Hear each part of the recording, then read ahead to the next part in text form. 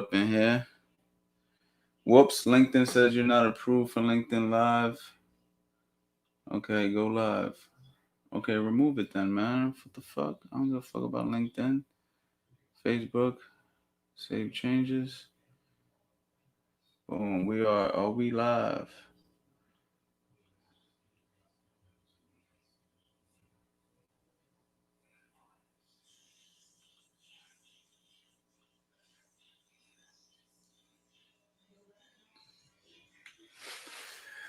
What's going on, everybody? Testing out this live for something that I'm gonna be doing in the near future.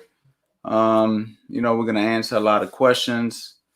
We're gonna go ahead and bring on special guests. We're gonna do a lot of different things. We're gonna talk boxing. We're gonna bring real boxing people on here. We're gonna talk about the fundamentals of boxing. We're gonna talk about the skills of boxing. We're gonna talk about diets. We're going to talk about weight training. We're going to talk about real life. This is going to be different than most boxing podcasts / things because we're going to get into the nitty gritty. We're going to bring people on. We're going to answer the questions that you've been asking all this time. You know what I mean? And it's going to be really exciting because it's going to be a way for you guys to get in my head and really be able to connect with me and a chance for me to connect with you guys. And I'm going to be bringing on none other than the one, the only, Fast Eddie Chambers. You know what I'm saying? We got Fast Eddie. You know what I'm saying? We got Fast Eddie. Hold on. I got something going on over here. Remove this, please. Okay, there we go. Fast Eddie. What's going on, champ? I'm good, man. Just what's going on, man? So we're new to this. We're new to this camera, this live stuff or whatever. But people, I'm gonna give you guys a chance to talk to Eddie, talk to me. We're gonna talk about a lot of different stuff. I see you guys already dropping the questions in here. So don't worry, we're gonna get to that. If you guys came to my live a few days ago, you guys saw that we chopped it up. And I put the link out there, and I had a lineup of people, and we were talking to people. So don't be scared to get into this live. I really, really want people to get in here, show your face, talk to us. But before we get there, Eddie, what is good, man? Talk to me. Man, nothing really. I'm just relaxing right now. Had a long day today. Yeah. Long day. What you think about this fight this weekend with Teofimo Lopez and Lomachenko? This is one of my favorite fights that was coming up. I mean, when I heard about it and that it was actually announced that they were going to fight, I was kind of surprised because you've seen Lomachenko run with some good fighters or whatever, obviously. And it was always talked about, Teofimo Lopez and Tank and those fights that were talked about coming. I just didn't think it would happen like that quick too. You know what I mean? Especially with Teofimo Lopez. Like that was, and I'm happy. I'm really happy. It's a tough fight to say. I mean, most people are going to go obviously with Lomachenko because of the experience, the amateur back. Well, I mean, obviously Lopez got a good amateur background too, but a lot of people gonna go with Lomachenko because of the pedigree pro wise too. So, and he's been in title fights even from the very beginning. He's been in title fights, and he showed his class. And this dude he's special. But Lopez, man, he's no joke. Got pop, got speed, got ability, got everything you need in a young fighter coming up to take over. And man, I mean, you never know, he might do it. So who you picking? Like, can I get an answer? Who are you picking, Eddie? Like that, you gotta put money up. Who are you picking? I ain't putting no money up though. I will say this though. I do like Lomachenko, man. His footwork and his angles are unreal.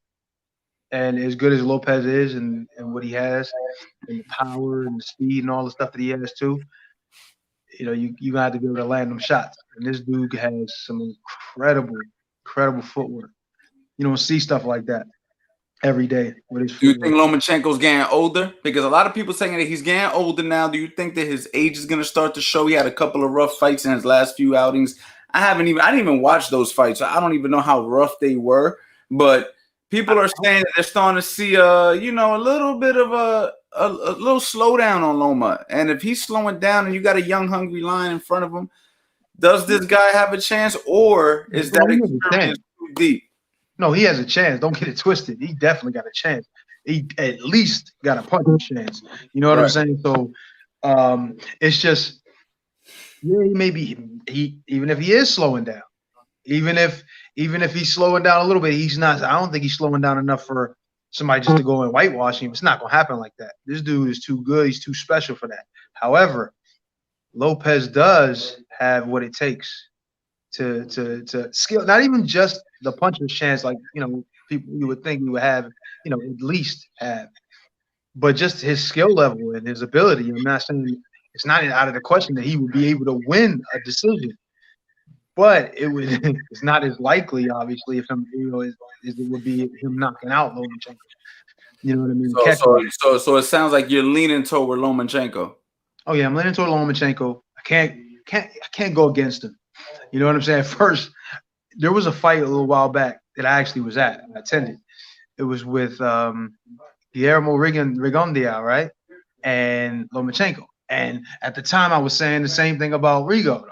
I was saying, man, I can't bet against him, even though Lomachenko's nice and blah, blah, blah. Yeah, right. Lomachenko got in there and shut it down. He turned out to be a lot bigger than we thought he was, Paul. Yeah, he definitely was. He was bigger. But, I mean, I just thought that Rigondeaux's ability was going to be so much greater than his, and it turned out that I was so wrong. So that's why I'm also saying that with Lopez, like I'm not trying to completely discount how good a fighter he is. You know what I mean? How talented he is, and the fact that he's young and he got plenty of time. You know what I'm saying? But Lomachenko is still Lomachenko. His footwork, and he's such a student of it. He still works hard. He's always on point every time, even though he might not look great. But that's that first fight he had with No, hold on. Not to cut you off. Everybody, please, I need y'all to stick around because we're gonna get to all these questions. I got a lot of questions lining up. I'm looking here from the corner of my eye. I see the questions coming down. I am going to make sure we holler at y'all. So just make sure y'all stick around. Me and Eddie just got to chop it up a little bit about this fight. So we're gonna get to that 100%. But go ahead, Eddie. What you were saying? Damn, I lost train of thought. Boxer brain. Anyway, I feel like let's go to the fight. I feel like the fight itself, with where it is. I mean, where you would think it was going to go. Lomachenko is busy enough, has enough, angles, and his ability to move guys. I mean, well, not saying move guys, move himself around guys, making it hard to find him. Feints, angles, and then he throws a ton of shots. And he ain't like he's hitting him with a feather duster either. It's going to be a lot for him to deal with. This young guy's going to be going through a lot. He's going to tell you, you're going to have to deal with a lot with Lomachenko. And I just feel like that his chances of winning, in my mind right now, are more so through maybe catching him or something. At least catching him to the point where he hurts him enough to slow him down. And what I mean is slow him down, like wobble his legs a little bit, keep his movement to him, get his movement to be a little minimal, or even maybe if he can try to walk him down. But it's hard to walk a guy like Lomachenko down, man, because he's always stepping around you. It's like me. It was like if I got a big guy, I'm in there with those big guys, and because of the footwork and the speed advantages and what I'm able to do in certain spots is like you can try to walk me to the ropes and to the corner and all that stuff, but the idea of me knowing how to get around you, give you those angles and throw shots off them coming from different angles. A lot of those punches that I'm going to be throwing, same as Lomachenko, is going to be at different angles. It's really hard to hold a guy in place for too long like that. So I'm just really leaning toward that if Lopez is going to win, he's going to have to hurt him. or get him out of there. At least hurt him and get him kind of slowed down. Then get or eat that or get him out of there. Right. So yeah, we gotta say what up to Taha. Taha, I don't know how to say your last name, champ. I gotta say what's up to Nino Brown, Leo Torres, Gyro, Jassassin, Brill Blair, Sparring Love It. What's up, Coach Anthony? What's good? Richard White. Oh, this is funny. I wanted you and Eddie Chambers to do a sparring session. Now, listen, Eddie's had a good career. Why would y'all want to do this to Eddie at this point? You know what I'm saying? Like, why would they want me to embarrass Eddie Chambers like that? You know what That's I'm saying? what I'm trying to avoid, yo. I don't need no embarrassing things happening to me in my career. Right. Nah. I ain't doing it. I'm not listen, doing there ain't it. enough money in the world for me to get in the ring with Eddie Chambers. That's not happening. You know what I'm saying? Well, I don't know if that's true. There's enough money, but you know what I mean. Let's go ahead. We at work. We'll figure you would have to take it easy, Ant. Oh, this is a good one right here, man. Eddie, any fight news? Eddie, what's up, man? Talk to us about your boxing career, man. What are you doing, man? Like, any fight news? Like, I mean, good? It's like, what do you know, Ant, you know this, Ant. We've been talking about it for a while. I mean, I didn't like how the last fight went. Obviously, I didn't like how it ended. My career so up to this point ended. Well, I don't say ended, stopped at that point. Nah, man. I mean, I want to have another one. I really do. I want to have another one, and hopefully that leads to another one, and then to another one, and then maybe into a situation where I can get a big fight of some sort. You know what I mean? Living a somewhat regular life wasn't my idea at this point, even though I'm 38. It's not like I'm 29 or 30 and I'm thinking about retiring. No, but it's like I am up in age, and most people would think at this point it's about time to think about it, especially since I haven't fought in so long. But I still feel as good as I've ever felt. I haven't taken a lot of punishment in my career. Obviously, we're having this conversation. Otherwise, the way we would be having the conversation would be slightly different. It would be a little bit harder to understand me. But right. I want to. I really want to. Me and Ant, and you know this, we talked about it. We were actually at one point right before the pandemic hit, we're preparing to like sometime I think it was in May, right? And we was talking about it was in May, and we were gonna start like maybe get a little small show or whatever on one of the local guys' cards, which would have been a good look for us at the time. But pandemic hit. Yeah, this pandemic's making it difficult for everybody. But it is what it is, man. Look, if the right situation comes along for Eddie, we'll be more than glad to take it. I could tell you firsthand, I've seen Eddie box some of the elite heavyweights as of recently, till this day, come off the street, not training at all, and hang with these guys and do very well. So I'm very confident in Eddie boxing. It's just about getting the right situation, and we know boxing is a business. I'm gonna go ahead and put the link below right there in the comment section for anybody who wants to jump in here. Look, this is just a test. I did a test run on Saturday. I don't know where Eddie went. Eddie should be coming back soon. I did a test run on Saturday, and that was just a test, and this is just a test run so Eddie can see how this runs. And then we're gonna make this a consistent thing. You know what I'm saying? There goes Eddie. He back.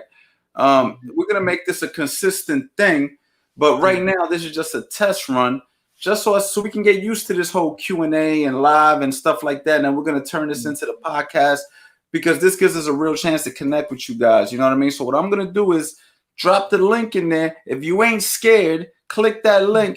Make sure your face is on camera. We're gonna go ahead and chop it up. You're gonna talk to me and Eddie real quick. You know what I mean? So there goes the link right there. All you got to do, guys, is click that link, and you already know. And then you just got to wait your turn. You know what I mean? So get in here, access whatever you want boxing related, and we'll take it from there. But, yo, Eddie, man, Mike Tyson, Roy Jones Jr., man. We can't forget about Mike Tyson, Roy Jones Jr. Like, I've been talking to a lot of real boxing people, and they really believe Mike is going to just go in there and like really possibly hurt Roy. And it's like, I understand that, but And don't get me wrong, Roy looks good. He looks in shape too, but the man hasn't boxed in, I don't know, A long time. 15 years.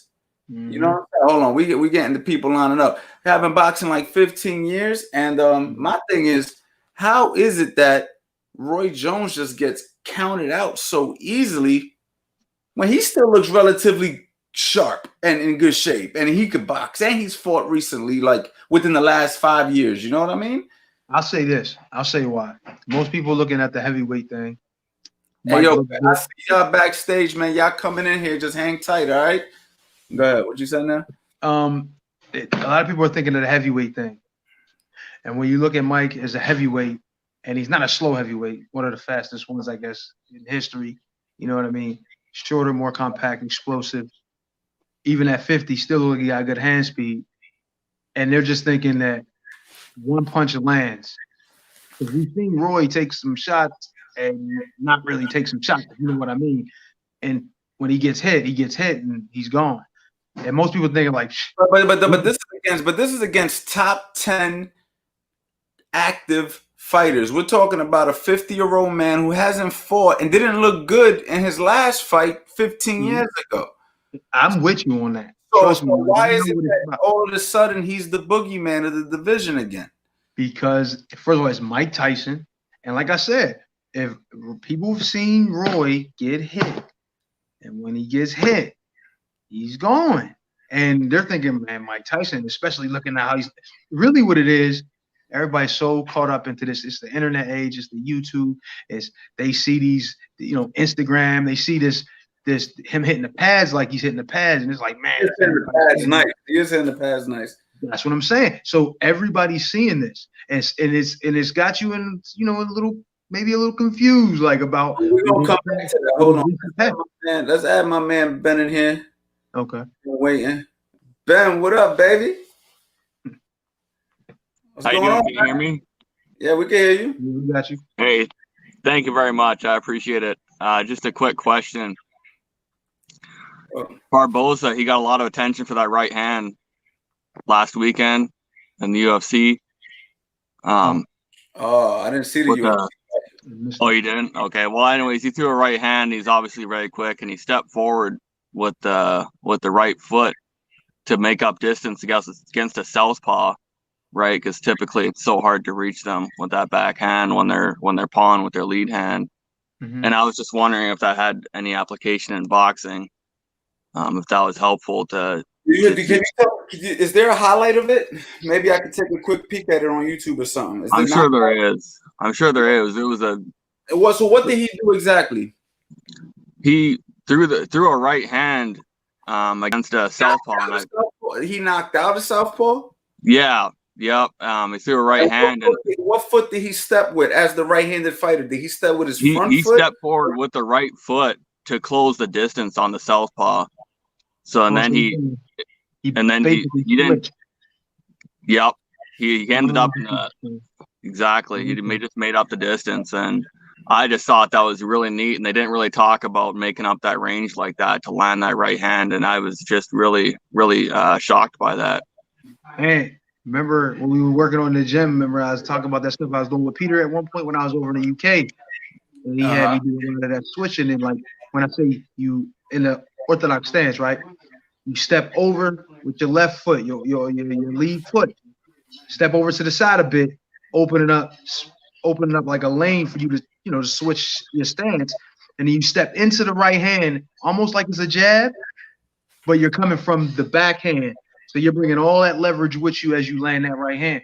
Mm-hmm. I think that's what he kind of did. I wish I could see the highlights so I could say. I wish I could see it too, man. You can't pull it up your phone and go like this to the screen real quick.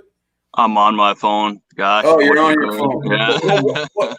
I'm not a big UFC guy, so I can't say that I know who what's the name of the fighter? Edson Barboza. Yep, Edson Barboza pops right up. I'm almost certain that was kind of like not the exact thing. Who? I can't remember who he was fighting. That's the problem. Was it Terry Edom? No. Okay. Here, hold on. He said.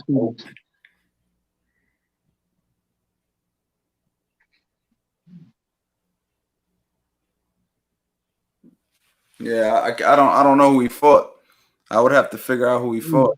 Because I want to see it, because that's stuff that, like, we remember we were in the gym, like, on the pads at different times doing it. I mean, look, whatever he did, it got him the knockout. You know what I'm saying? So it had to be good. You know what I mean? But I would have to see it. Now I'm interested to see it. I'm gonna look into this now. Yeah, fair enough. I just thought you probably might have seen it just because it was such a classic move that you would think would come from boxing, just making up that range against Remember, MMA fighters are mixed martial artists, which means they train with boxing. And as the years have progressed, more and more MMA fighters are in boxing gym. I've trained more and more MMA fighters over the years as the sport grew. And so a lot of these guys are actually becoming educated boxers. You know, I mean, maybe not top tier, but they're good enough to, you know, do well with boxers. And then they go to the UFC and they shine because they do jiu-jitsu, kickboxing, and everything else. So I'm sure it's a boxing technique that was taught to him. Well, thank you guys. I appreciate it. Next time I'll have a clip ready for you so you know what I'm talking I'm about. gonna look into it, man. Maybe next time you get on here, we'll talk about it. This won't be the last one. Appreciate you. Thank you, man. All right, bye. All right. Yo. What's up, champ? What's going on, champ? Nothing much. Can you hear me? Oh, just watching the part. Yeah, yep. Could you? Yeah, I can hear you. Okay. No, I was just watching the podcast, seeing what you were doing, what you were up to, and yeah, you threw the link, so I just threw the link up. You threw the leg up? I know the link you gave. Oh yeah, I threw the link up. It's a boxing podcast, champ. You into boxing, right? Oh yeah, yep. I was a boxer, but only had 4 matches in amateur boxing. Okay. All right, that's what's up, champ. Where you from? Yeah. I'm from Colorado. Okay, that's what's up, man. That's what's up. I'm a brother with much love to you, man. Cool. Anything you want to ask? Anything you want to say? Huh? I said anything you want to ask? Anything you want to say? Oh yeah. Oh, I don't have no questions ready. I was just checking to see if the link worked. Oh yeah, it did. All right, my brother. Well, take care. You too.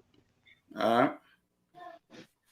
Make sure y'all hit the like button, people, because it will help push this up. You know what I'm saying? Like it, share it, let people know what we're doing. I'm about to bring my man Jeff in here. Jeff, what up, baby?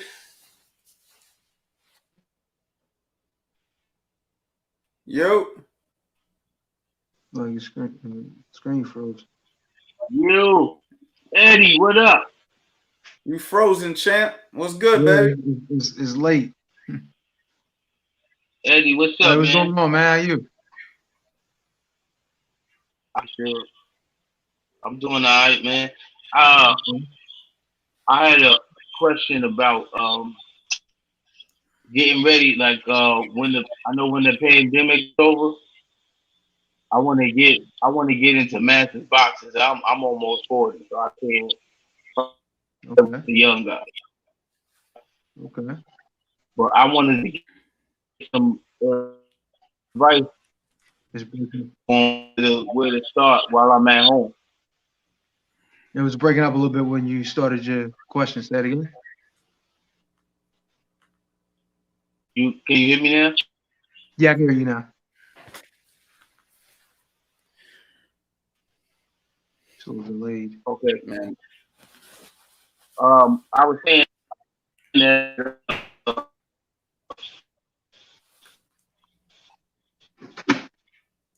Okay, I'm waiting. Yeah, we're having technical difficulties with my man. Maybe he can come back in here. Yeah. You know what I'm saying?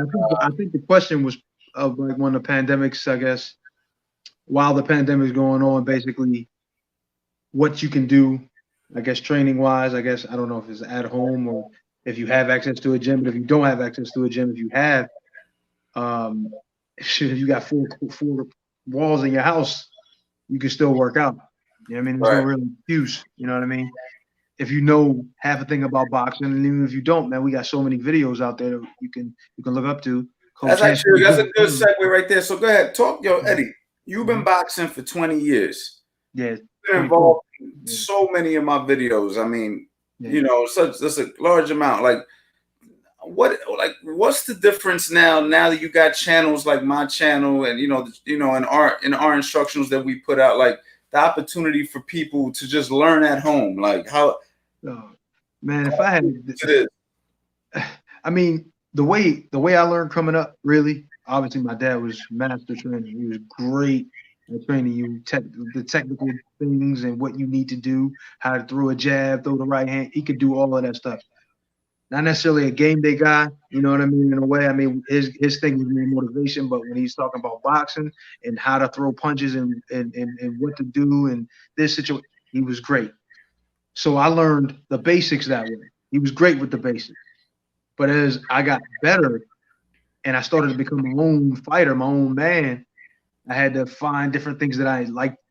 You know what I mean? I would watch different fighters. I wasn't necessarily just, trying stuff in the gym and all that on my own. I would see fighters do different things that looked good, that I felt was kind of like my style. I was a big Shane Mosley fan when I was young. So there were things that I saw him do, even in his training sessions, that I thought may help me because I liked his style. Floyd Mayweather, the same thing. Roy Jones, too. All of these different guys. James Toney. Watching these guys when I came up helped me become who I am, what worked for me. So when you got now the internet, this is the internet age now. This is booming right now. It's crazy. And you got somebody like myself, like Coach Ant. Basically, you can be sitting at home. Not saying that you don't need a gym. It would be awesome to have a gym because then you can work on things there as well.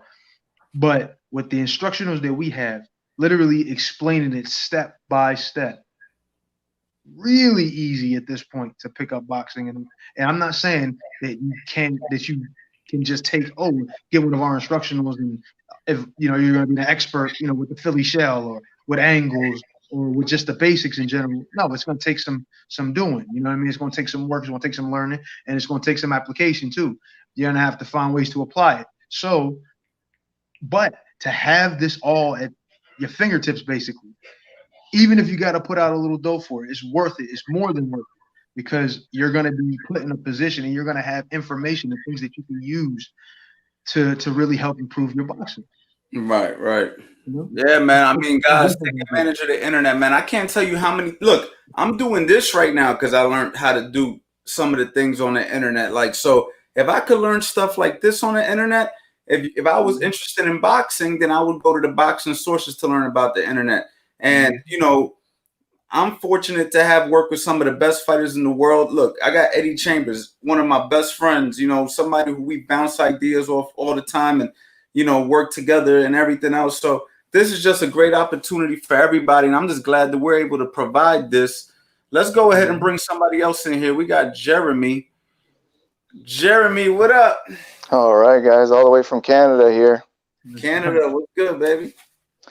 I'm a huge boxing fan. Just got into it the last couple of years, and I'm really looking forward to Saturday night's fight, Loma versus Lopez. I want to hear your predictions. Do you think Lopez has a chance? How deep you think this fight is going to go?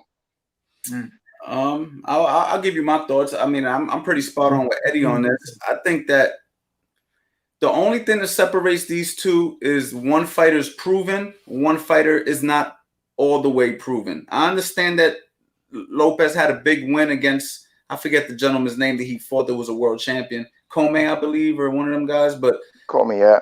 Yep, he had a good win. He got a knockout, right? Nobody thought he was going to knock him out. He knocked him out. Good win. But what else you got for me? Now you got Lomachenko, 300-plus amateur fights. Came into the gate fighting guys like Salido 2 times. Beat guys like Rigondeaux, beat guys like my boy, the big puncher in 130-pound division, the kid from Jamaica. I forget his name off the top of my head.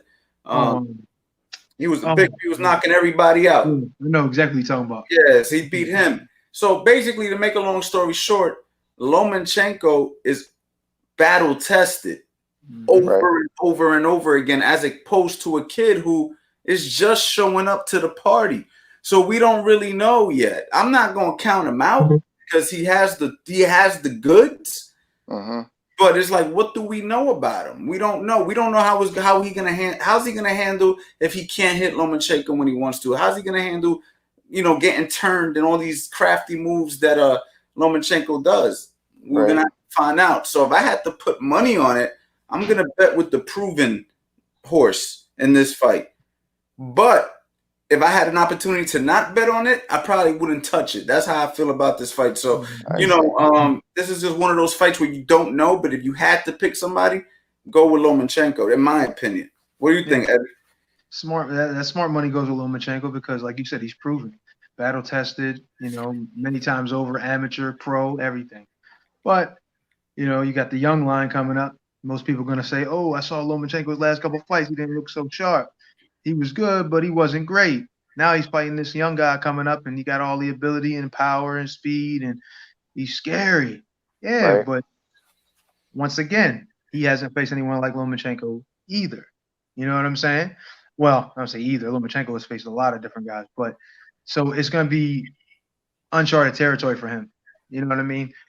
Lomachenko has the kind of ability to take him into deep water for real and drop him in. So Lomachenko has the legendary footwork.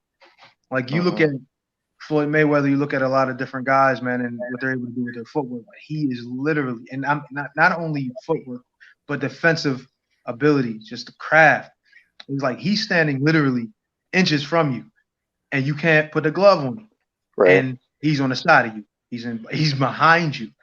Yeah. It's like, man, Pause. Yeah, pause that. No, but really, he has all kind of different things that he can do and so many dimensions. And it's just, will Lopez be able to keep up? And it's not so much about whether he's good enough to fight. He belongs in the ring, but will Lopez be able to keep up with the pace that he's setting? He's not throwing everything super hard. He's changing speeds. He's changing a lot of things in that ring. You know what I mean? He's crafty that way, yeah. Very crafty. So it's really hard to keep up with a guy like that, man. You know what I mean? Is it true that he's right dominant, but he fights southpaw? But apparently he's right dominant. I can believe it. He may be. I'm not sure, but that wouldn't be the first fighter who did that. Okay. Cool. There's been a number of fighters who've done that. Okay. Typically, it's more the other way though. Typically, they convert southpaws to orthodox more often. Okay. It's happened the other way as well. Huh. Well, I appreciate everything you guys do, man. I subscribe to your channel. I watch your stuff all the time, man. Keep it up. Thank you, man. Appreciate you so much. Right on. Cheers. All right, cheers. All right, we got That was cool. That was a really good question there. We got my man right here. What's up, champ? Hey, how you doing, Coach? What's good, man? Hey, I just got the guy he was talking about was Nicholas Walters that bothering me. But I'm a big Terence Crawford fan. Nothing wrong with that. To me, I think he can take over the welterweight division if everybody fights him. Mm-hmm. To me, he starts out slow. He studies his opponent. I think he's a better fighter than Errol Spence. To me, a boxer when it comes to boxing. I just want to know your take on that. I can hear that. I can believe that. Yeah, a little bit better technically, a little bit more, got more dimensions. Yeah, I see what you're saying. The only thing about Terence Crawford is that we just don't know yet till he really steps up in class. I mean, who he fought really? He fought the kid from Australia who Pacquiao fought. Yeah. Horn. Postal. He fought a smaller Gamboa. He fought somebody who I coached. So I actually coached against Terence Crawford when I had Hank Lundy. But Hank Lundy is really a 135-pounder who moved up to fight Terence Crawford. Didn't he fight Postal? Huh? Victor Poster. Victor Poster. Good. Yeah, he had Ndongo. Those are C plus B class level guys. Now, Errol Spence, guys like even Danny Garcia has a stronger resume than Terence Crawford. Now, I'm not saying Terence Crawford ain't the real deal, All I'm saying is we need to see Terrence Crawford actually fight like a Sean Porter. Like, let's see how he does against one of the upper echelon welterweights before we say he can clear out the division. Because we saw, like, for instance, when Errol Spence said, before Errol Spence fought Sean Porter, we was all like, yo, Errol Spence is the boogeyman. Like, yo, like, this guy is scary. He fought Sean Porter. He looked very, very normal to me. He didn't look like a scary fighter. He looked like a good average guy at the division, above average guy at the division that can lose to anybody in the division that night, right? Right. What happens when Terrence Crawford fights somebody like a Sean Porter? Does he shine how he's been shining? He struggled with a small guy. He's shown to have problems the first 3-4 rounds. So if he fights a guy like Errol Spence, if he loses the first 3-4 rounds, does he adjust? Does he beat he lost to Danny Garcia in the amateurs? Yeah, but when he got the welterweight, he did ask some guys that he wanted, offered him up. Nobody wanted to fight him. Get a belt, get a belt. He gets a belt. They start running away from him. All of a sudden now people want to fight him. So I'm trying to figure out, like, I know the networks have a problem of getting the matches together, but I think that's like bullcrap to me, because if Fury and Wilder fought, why can't they make the fight with Crawford? Everybody was running from Crawford. Danny Garcia said something about not fighting him. Keith Thurman said something about him. PBC always say they their own boss. They can set things up themselves, but no one's mentioned Terrence Crawford's name at all. I think Terrence Crawford got some promotional issues that he's working his way out of right now, and I think as soon as he works his way out of that, and if he goes to PBC or whatever, I think we will see him in these fights. And I think that Terrence Crawford is a force to be reckoned with. And honestly, I'm not saying you're wrong when you say he's the best in the division. All I'm saying is one mistake that I've made as a boxing fan in my life is believing the hype. And sometimes we believe the hype as fans because these guys are so matched so well. But then when they fight somebody at their level, they don't as great as they did before, or because they were fighting at a smaller weight class.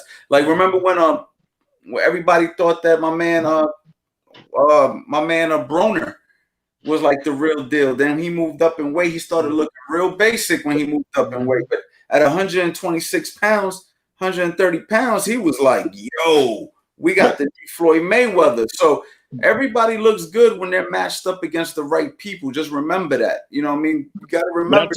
I told people about that too. They Broner this and that. I said, well, when he moved up in weight, he didn't take his power. Broner can be sharp, but he don't punch enough. When he moved up, he didn't punch enough. I think that what's the boy name? The one that dropped him the welterweight. I can't remember his name. He fought Mayweather twice. Oh, you talking about Maidana, Marcos Maidana? Yeah, Maidana just took his heart from him. And Broner mind that there. If his mind was straight, had the right people around him, instead of letting he's like dictating the coaches instead of him doing his craft. You know what I mean? So he can be that number one top guy because he had the fame, he had the money, he had all of it. That's the problem. That's the problem with Broner. Broner's more interested in that than getting himself right for the fights. You know what I'm saying? Like, he feels like that's what he wants. He's more into the rapping and the bread, and he ain't really as much into the boxing aspect as he needs to be. Because strategically, I mean, like, well, skill wise, when you look at him, man, he does have special talent. And even though he tries to be so much like Floyd, what the difference with Floyd with Maidana and him and Maidana is that when he realized he was making the mistakes that Floyd was making in the first fight, he didn't make them in the second fight. He wasn't the shoulder roll as much as he was doing it before because Maidana wasn't going to fall for that kind of thing. Maidana didn't care what he hit as long as he hit something. You know what I'm saying? If he's throwing shots, he's throwing them in everything. If he hit you in your cup, if he hit you in the back of the head, if he hit you on the leg, it don't matter. And you got to be a different kind of fighter when you're in there with him. You got to be really special. Broner is special, but he don't have the mindset for it. That was the problem. And before I go, I want to ask you about the Charlo Jamel, and I think Harrison, it should be a trilogy. I believe it should have a trilogy. It should be a third fight because Harrison kind of outboxed him in the second fight to me, but he was acting a fool. Yeah. Because I think Jamel get too excited and starting to throw punches like overpowering his punches, throwing a bunch of power punches, and he was getting his head. I think it should be a trilogy. That would be the good fight for him at 154. Because I don't think there's no other people out there that can get Jamel in that division. I like that. I like that idea. Tony Harrison's a special guy. Just Tony Harrison he wanted to show he let that one slip out his hands. He let that one slip out his hands. Yes, he did. He sure did. He wanted to prove it. He just wanted to prove, man, my balls are just as big as yours, pause. And, Thank you. But and I can stand here, I can do what I need to do. But to be honest, even though it was seeming like he was trying to be tough and all, the style he took into that fight was perfect. That walk down was perfect. When you got a question like that, you let him go ahead and try to land them big shots on you. You just keep your hands up, keep walking him down, keep him on his heels, and then you land yours. Box, throw your jab, keep him off balance. Winky Wright was perfect. Winky Wright, if you watch Winky Wright, he dismantled guys like that. I'm a big great defense. Winky Wright had great defense. Defense was nice. And he had the hands up, walk down defense. Yeah. Steve Mosley, one of my favorites, especially back in the day. I was like, man, he gonna smash Winky Wright. Winky Wright walked him down. Nobody did that better than Winky. Nobody did that better than Winky. Yeah, Winky was slow, but his defense, he hit you. His defense was nice. He had a good way of keeping a nice 1-2-1. Just keep that on the whole time, hands up, catch everything, lean back. You know that's what Herrera did to Danny Garcia. Yeah. Herrera did to Danny Garcia. He actually beat that fight. In parts, yeah. He actually beat that fight. Yeah. He got robbed. But y'all take it easy, man. I gotta get up and go to work in the morning. Thank you, my brother. Thank you for chiming in, man. I appreciate it. No problem. I'm gonna subscribe to you. Actually, I got my two sons in boxing. We were headbangers. Really? You a handbag. You at the right place. You at the right place. Yeah. So I said, "What's up?" That's my guy. Yeah. So you got both my little boys, 13 and 11. So and you gonna get them right, man. You got them in the right place. 100%. No problem, buddy. Y'all take it easy. I'm gonna subscribe to you. All right, my brother. Thank you. No problem. All right. C Stance, I gotta give a much love to She Stance, man, for the donation, man. Thank you so much, my brother. Much love. Hit the like button, people. I even asked for a donation, man, and he donated, man. That's very appreciative for you guys, man. If you guys want to donate, man, that's up to you. We're not pressuring y'all to do anything. We just ask that you hit the like button, that you subscribe to the channel. You guys spread what we're trying to do. Keep watching the instructionals. And if you want to purchase something off my website, I'd be more than happy for you guys to go ahead and purchase something and get something back of some real value, because the amount of information that we've put into these instructionals, man, honestly, and I don't mean to toot my own horn, we can sell this for a lot more and it would still be worth the money. Trust me when I tell you. Eddie, how many years did it take you to just be able to do some of the things that you do when it comes to boxing? Look, I'll say this: 4 years amateur. That's all my dad gave me. He ain't give me no time other than that. But I'm gonna tell you, in that 4 years, I did more than what most fighters do in 10. We were working 6 to 7 days a week, sometimes 2 to 3 times a day, sparring twice a day, sometimes. And then after that, when I turned professional, we didn't take days off. And I'm not saying that that's always the wisest thing to do, but to get to the level that I reached from where I'm from, trust me, it took a lot. And what you're getting from Ann, I can co-sign for sure. Real stuff. This is the stuff that I did. This is the stuff that I do. You know what I mean? It's real. That's what's up. C-Stance, man. If you're still in here, man, drop a comment. Drop a comment, man, just so I know you're still in here, man. I just want to say I truly appreciate you. And we got somebody else in here. But before we go ahead and ask some more questions, let me see if I can go ahead and put another question up on the board. Getting a lot of questions right here. Man, there's a lot going on in this right here. So many questions, man. Guys, I'm gonna put the link below. We're still gonna bring in a few more people. Eddie, you having fun? Oh, I'm having fun. You having fun talking to people? Fun that my battery's getting killed right now. I'm having a good time right now. I ain't gonna lie to you. I'm having a good time, man. Hey, I'm getting low, man. I'm dead serious. I'm looking at this thing right now, and it's taking me down. Say that again. Battery. Oh, your battery. Where you at with your battery? I don't even want to say at 6%. I remember this guy. I gotta bring him in. Let's get what we can. I gotta bring him in. I gotta bring you in, man. I remember that name as soon as I saw it. Oh man, he's dropping his opportunity. Your 15 minutes of fame, man. You messing up. There he goes. What's up, man? Eddie's joined us, man. I know you wanted Eddie Davis last time, so there you go. I bought Eddie for you. Hey, man, I just wanted to ask, like, who your like childhood heroes were growing up, and that, or who you idolized when you was young. Me coming up? Yeah, sure. I was a huge Shane Mosley fan, as well as and it's crazy. Hold on, I have to cut you off. See Stance, man. Get in here, man. Get in here. If you could. Click that link. But go ahead. What were you saying? I was a huge Mosley fan when I was young. Roy Jones and Evander Holyfield. But I was so into the lighter weight fighters, man. That's why I fight the way I do. Skills always meant the most to me, man, and speed. Like power, yeah, explosive power is great, and don't get me wrong, I wish I had that Mike Tyson eraser, but man, I just love the skills and the speed aspect, man. So when I was watching Shane, and especially what he was doing at 135 and how dominant he was there, and then seeing Roy Jones and just his overall ability, and James Toney, I cannot overlook James. Actually, right now, all time for me, my all-time favorite, James Toney. Yeah, it was sick. James Toney's unbelievable, man.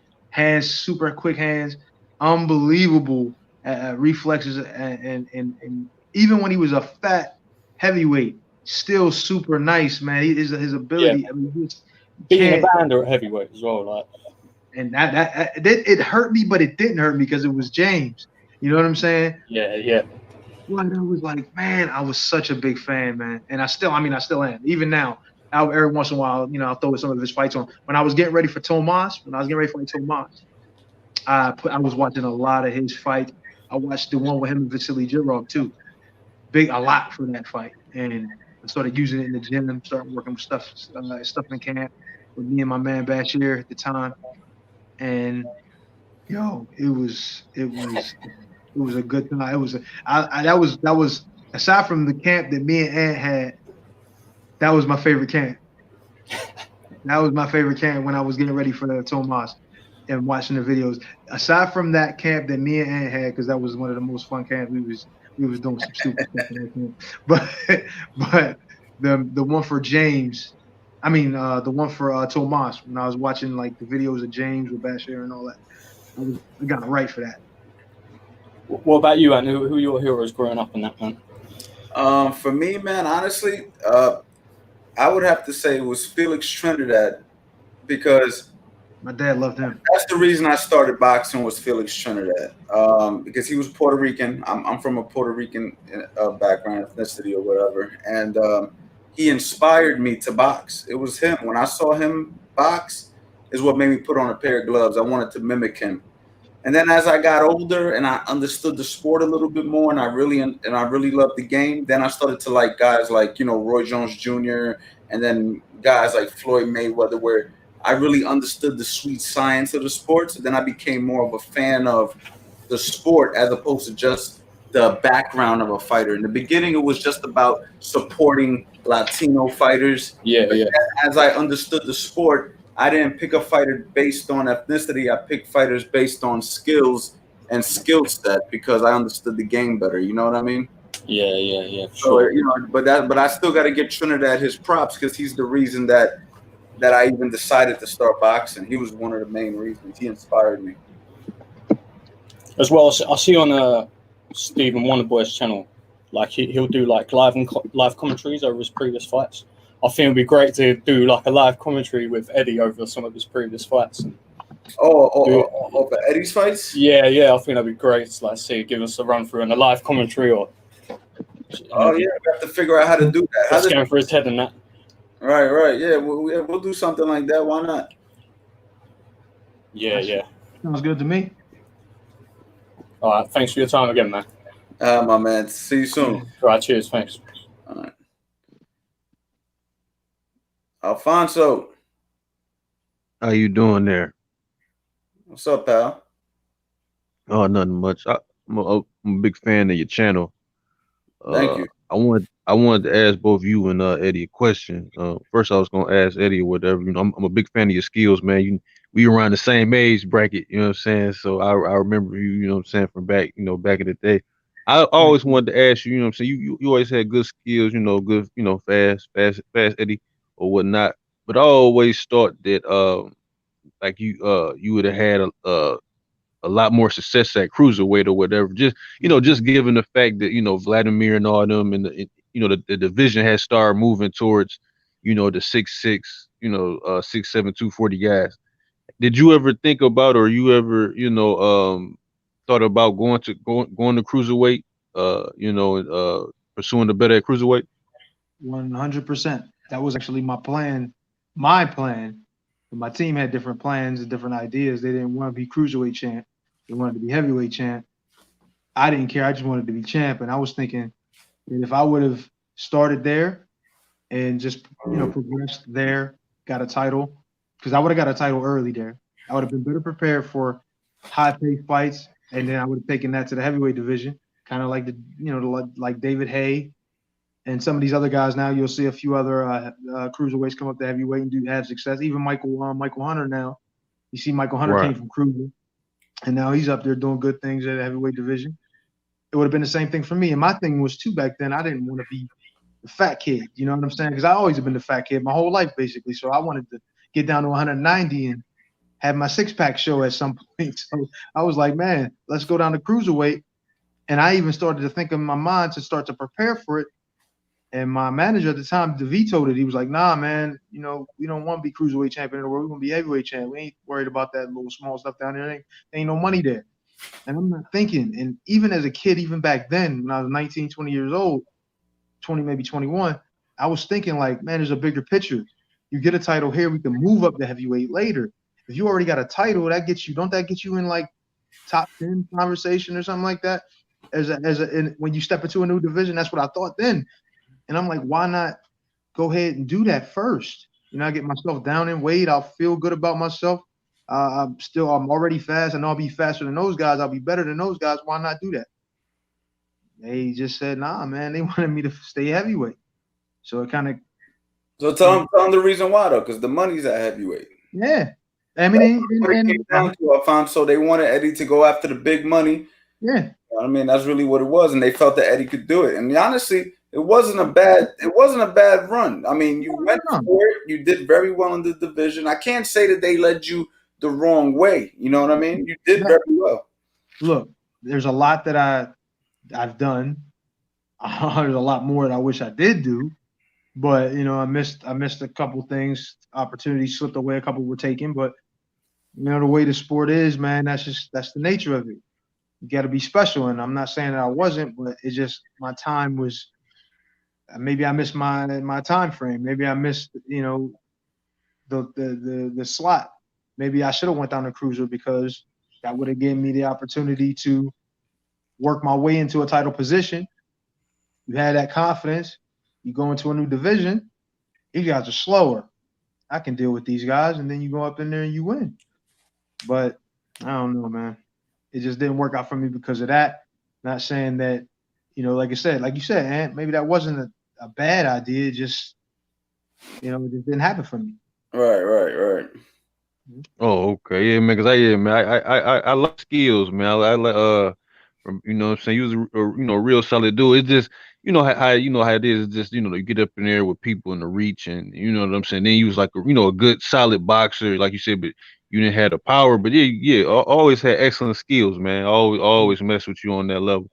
I wanted to ask Coach Anthony, this in regards to like people, firing trainers. How as far as like on the culture perspective, and a person has a loss and they fire a trainer, you know what I'm saying? Because I boxed back in the day, and I don't know if you're familiar with any Detroit boxing coaches or whatever, but you build up a bond. And I had went to another trainer, and my coach at the time took it very personal, and I didn't understand at that time. But how do you feel like when a person have a loss and been a person and formed a bond with a person, and they just want to go in a different direction? What would you say in regards to that?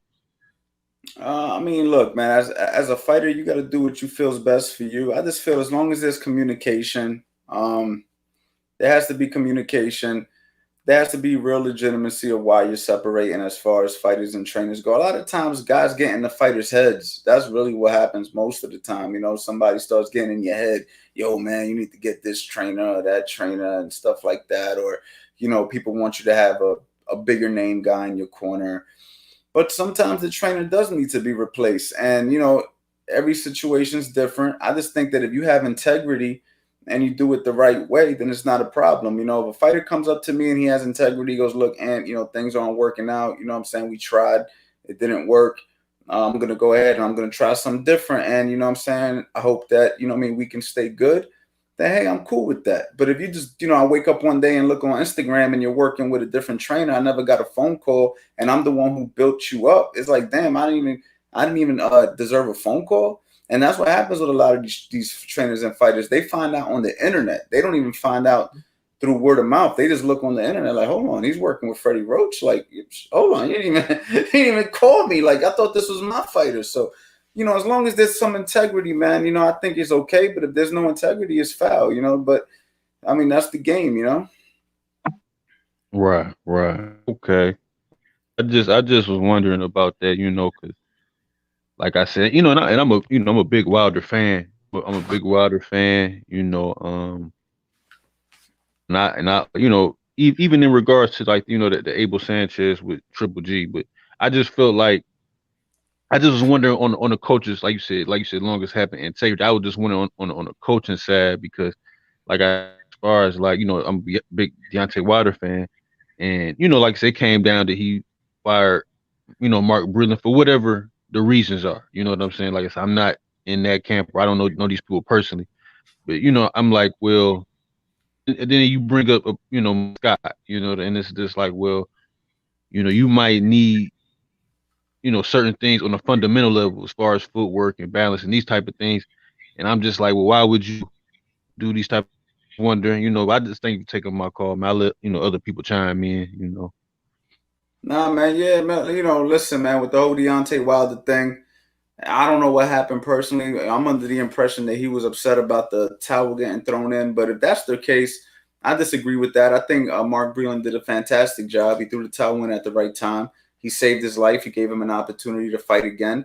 And if Deontay Wilder can appreciate that, I mean, I don't know what to say. And at the end of the day, it's like, Deontay Wilder has to think about his family and his kids. He can't be so selfish to, just think about himself in these situations. And his coach wasn't selfish. His coach knew that he had a big right hand and he can land it possibly, but he still chose to save his life. I think something like that is, it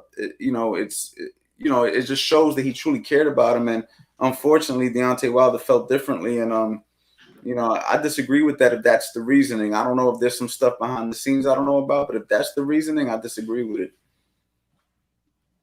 Oh yeah, yeah, most definitely, most definitely. Yeah, Hey, I'm taking my call, man. Appreciate you, my brother.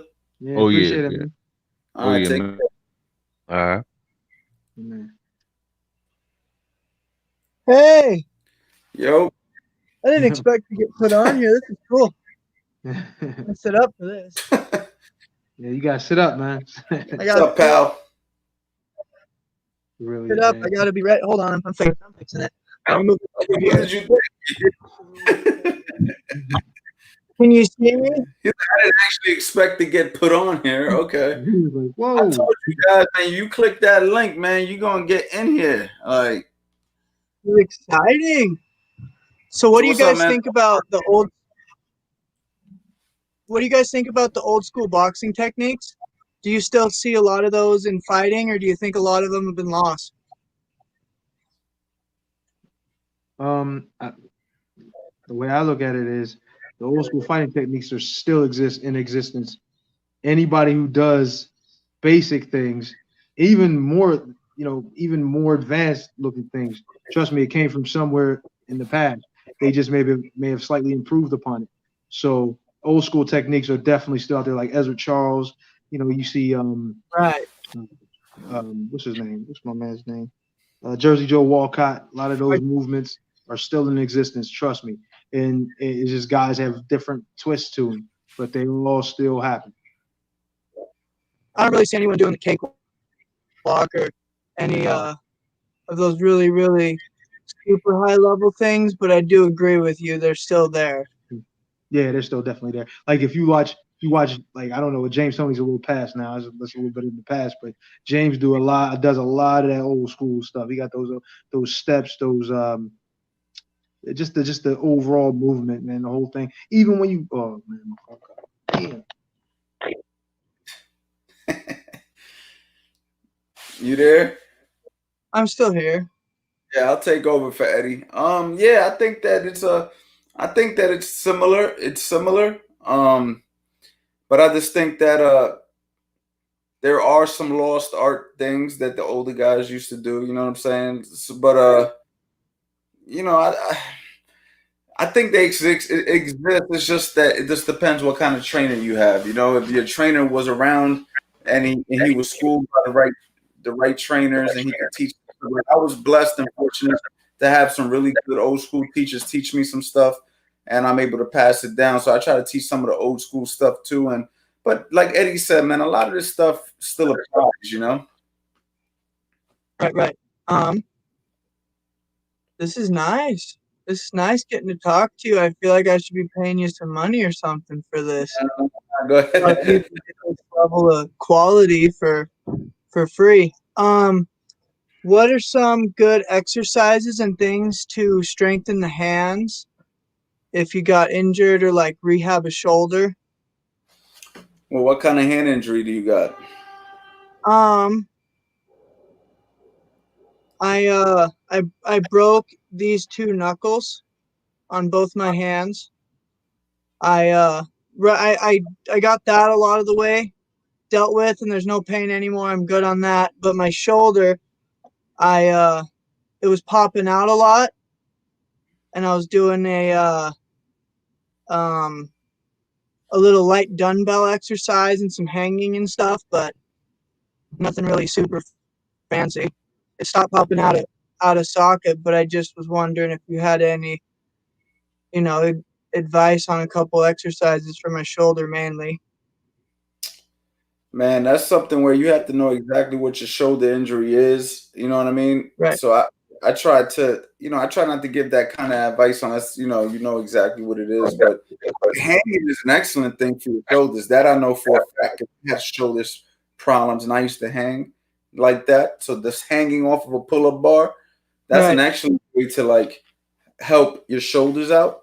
But yeah, man, I would find out exactly what injury you have and then do my research there before, because you have different kinds of shoulder injuries. You know what I mean? I'm not an expert in that field.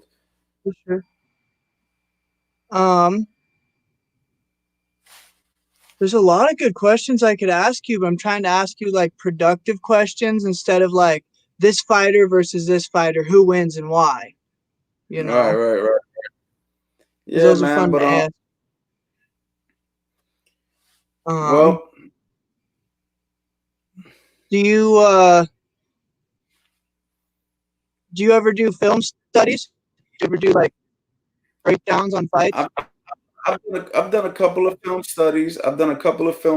But I haven't done them on YouTube. I've done a few on Instagram. I don't know if you guys follow me on Instagram, but you can follow me on Instagram at Coach Anthony. I've done a few on there, but I haven't gotten into that yet. As far as posting film studies, I do film studies all the time with my fighters when we're working on questions and answers and stuff like that. But as far as doing them, voiceovering them, and putting them on the internet, I haven't done too many. I've done like maybe one or two and I've done them on Instagram. Right. Yeah. Old school fighters, they didn't have as much time to prepare for fights, and now you have 8 weeks plus to prepare for a fight. You can see all sorts of film. It's different now. Do you think that was an advantage to them in the sense that they had to kind of like jazz solo on the spot? They couldn't like have a game plan as much. I mean, game planning is funny because you make a game plan and then the fight goes totally different. You know what I mean? So sometimes you're just better off just training, working your fundamentals, getting in good shape, and being prepared for everything. You know, boxing guys that are aggressive, boxing guys that, and when I say boxing guys, I mean sparring. So you get the right sparring partners, guys that are aggressive boxers. You spar them. Guys who like to move and stay on the outside. You spar those type of guys. You box some southpaws. You work on just fine tuning your craft. So then when you're in front of somebody and the unexpected happens, you're able to handle those situations. So sometimes that's a better approach, but then in other situations, it's good for you to have a game plan as well. So it's just a hit or miss. You know what I mean? But I got to get somebody else in here, my man. It was nice. It was nice. Thank you so much. Take care. Take care, champ. So, guys, I don't know what happened to Eddie. I don't know what happened to my man Eddie.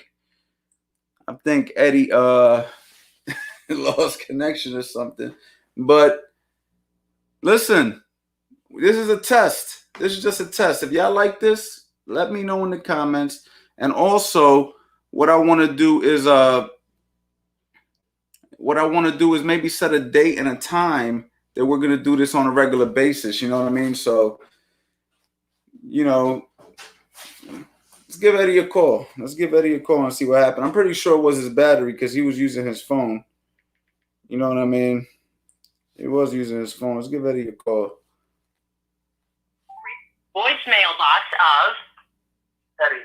Yep, right the voicemail. His phone's dead. But either way, that's it for today, guys. We're gonna let it go for today. And thank you guys for the love and support. You know what I mean? And any questions you got, man, you see, we're gonna bring people on. We're gonna answer questions. Make sure you go to the website, www.coachanthonyboxing.com. Hold on, I got somebody, one more person, man. I'm not gonna leave him hanging. Let's see what's going on with my man right here. Ray, what's up, man? Hey, Coach Anthony. What's up, buddy? Yeah, doing well. What about you? Can't complain. Where you from? I'm from Australia. Oh, Australia. That's what's up. I always wanted to go to Australia, man. I'm gonna go when this whole thing clears up, man. Yeah, it's nice. How's the pandemic doing down there? You guys doing all right? Yeah, not too bad. We're actually pretty in control of things, so not too bad. Okay, so What what's about up? you? I mean, what questions you got? So kind of similar question to what the last We got guy Eddie back. asked. No, dog. We got Eddie back. I don't know for no reason, bro. I don't know. Cut it off, man. I ain't feel right without you. My bad, but it wasn't me. It was the electricity. Go ahead, champ. So I think my question is kind of similar to one that I was asked previously, but it was just more about like general hand conditioning and strength. Kind of new to boxing, got like a few bags during like COVID, just trying to use it as like a good stress buster. Got into your videos, really fun. But yeah, just want to really like, kind of strengthen up my hands because I'm kind of finding that after a while, like my form kind of starts to slip and my hands start rolling a little bit on the bag and stuff. Any kind of tips on that? I think you're gonna condition your hand in time. I mean, this is pretty new to you, right? I'm supposed to just started. Yeah. Yeah, so you're gonna have to take it slow. You got to make sure you're punching properly. You got to make sure this is closed properly. You got to make sure you got a nice hand wrap.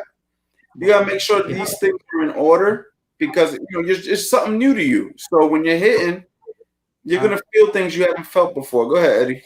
No, I wanted to say I don't want to cut anybody off, but I'm about to be cut off again, because oh my goodness, man, you ain't prepared, man.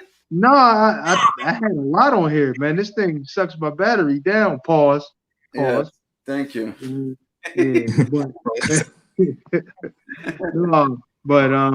Yeah, man, I can agree with Ant about that. It's just gonna take time. You know what I mean? I was a kid when I started. I was a little fat kid, and trust me, I done twisted my hand, my wrist, and all that crap on the bag and all that before too. it's a process. You know, as you get better and get stronger, trust me, it'll get better. Right. Thanks, Eddie. Yeah, man. So just take it slow, build up to it, man. Don't try to be Mike Tyson in one day. You know what I mean? Yeah, I'll try not to. Take your I'll time. try to book in one of the Zoom sessions so you can kind of like just check my phone and stuff and make sure that I'm not turning up my hands too bad. Go to my website and we can schedule one. All right, thanks. All right, you're the man, man. Thank you so much, champ. Remember, Thanks. man. Bye. All right, yeah, Eddie, man. Eddie, you don't got a plug that you could just plug in and just like plugged in right now, and this thing, as soon as I got on here, it went back down to 2%. I mean, my phone was fine. It's just that I didn't have any battery, man. My bad. And when I was thinking about the computer, man, but my bad. Yeah, man. Hold on, we got one more person. See what my man's talking about right here. Jordan. Hi, Coach. Hey, what up, man? What up, baby? I can't call it. How you feel? You all right? Yeah, you know, we're just playing with this live right here, trying to turn this what's up, man? You all right? I'm all right, man. How you? I see you. I'm supporting you. I'm good. Yo, I have a question for both of y'all. Well, one for you, Coach. That's something. Do you think using like the resistance bands are good for like shadow boxing and all that? They can be, yeah. I don't think it's a problem to as long as your form and technique is good without the resistance bands. You understand what I'm trying to say? You got some guys who don't know how to throw their punches properly and they're using weights and resistance bands, and you're just furthering the poor technique. But if your technique is good, then yeah, you know, you can add some resistance. But I personally feel that if you shadow box without it, is good also because you get to really throw your punches how they're meant to be thrown and stuff like that. So I think that resistance bands will be better for other things like resistance bands, exercises and stuff like that. But I personally think for shadow boxing, I prefer guys to just shadow box without any resistance and make sure their form and technique is good, because when we throw on the gloves, when we hit the bag, you already got 16 ounces on and you're going to be doing so many other things for resistance. Now, that's not to say that I won't give a guy some hand weights and use some hand weights sometimes and so on and so forth, but I wouldn't like make that a priority or let that type of thought process get in your head where you feel you need resistance bands to shadow box now. You dig what I'm saying? Because then the thing I see fighters who start doing that, and the next thing you know, that's it again. Yo. You know what I'm saying? Yeah. Well, I'm actually, so using a tire is good too? A what? Using a tire. A tire? Yeah, the tire. Put that's just for, I guess, stationary, hitting the bag, whatever, using a tire. Hitting a tire as a heavy bag? No, using a tire on the ground, hitting a heavy bag while your foot's in the tire. While your feet are on the tire? Yeah. Again. I guess for the balance. For the balance of it. The balance of it. Again, not necessary. I've never done that. I've never had a person on a tire and hit a heavy bag. Now, I've seen guys do some shadow boxing in place on tires. I've actually had some kids do that here and there. Okay. But in reality, you want to hit that heavy bag like it's a human being. So I would prefer you to be boxing that bag. I prefer you to be on the floor, you know, hitting that bag, bop, bop, bop, circling that bag, you know, working your fundamentals, working your technique. Now you're focusing on your tire. For me, not necessary. I've seen it done for shadow boxing. I've never seen it on a heavy bag in my life, but you know, that's just my personal opinion. I know you're really busy, and I told you, I fight in Gleason and other gym too as well. So I might be looking for another trainer. So, cause they're gonna probably talking to you like this.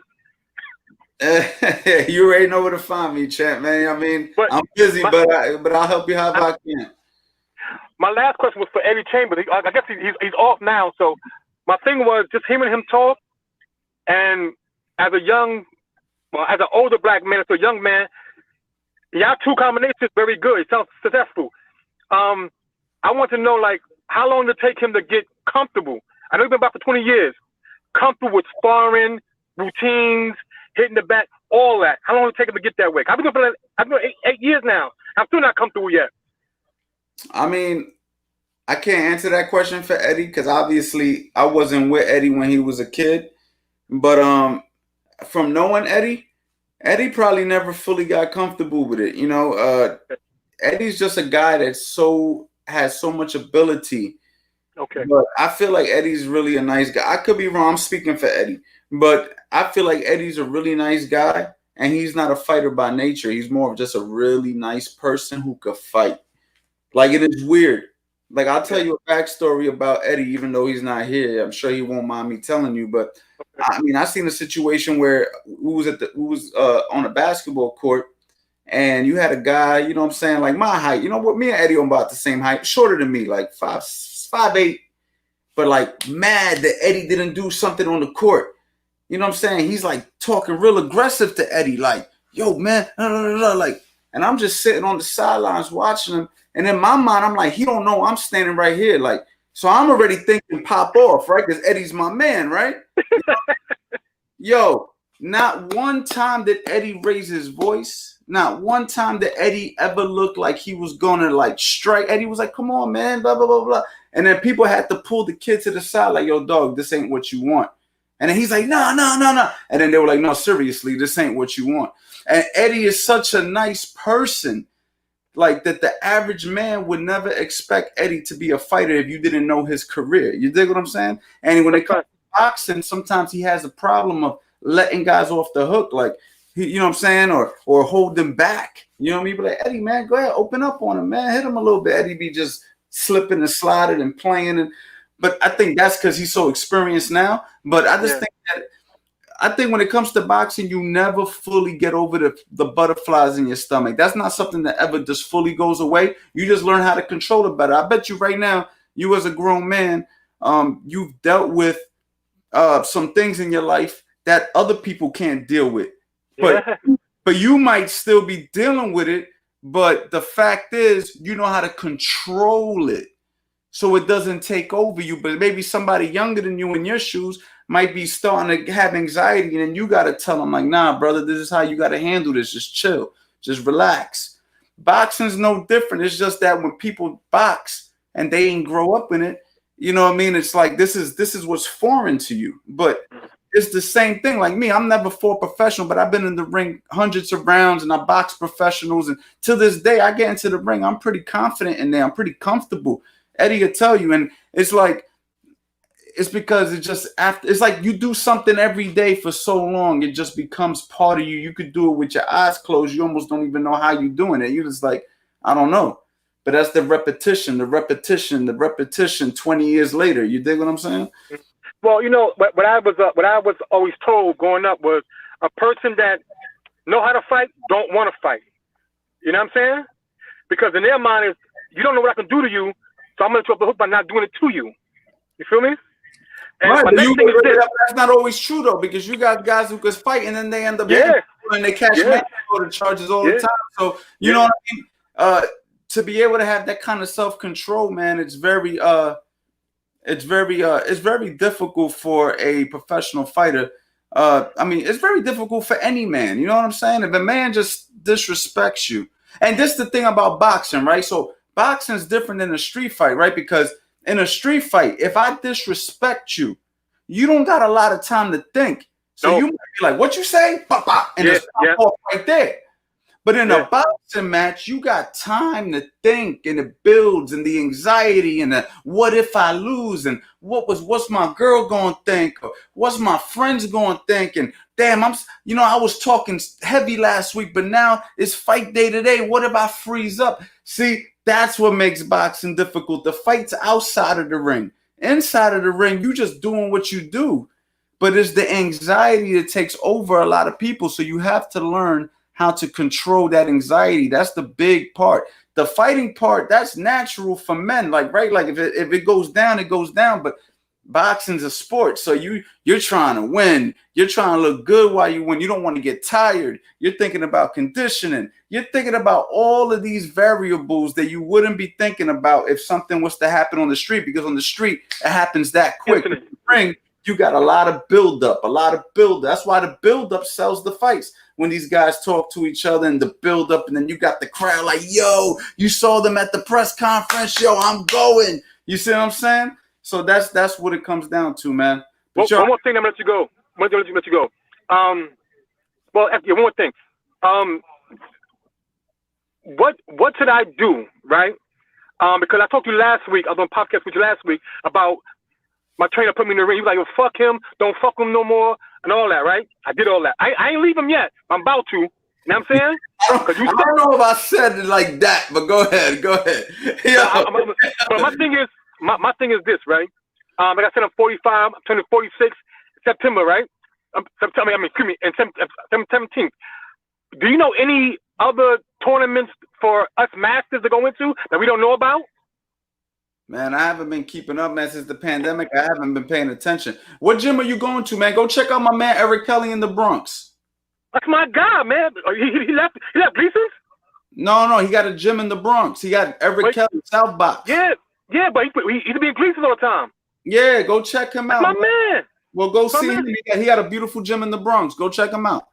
Okay, no problem. Coach Anthony sent you, man. He gonna take care of you. I got you. All right, my brother. Take care. You know that. All right. Hold on.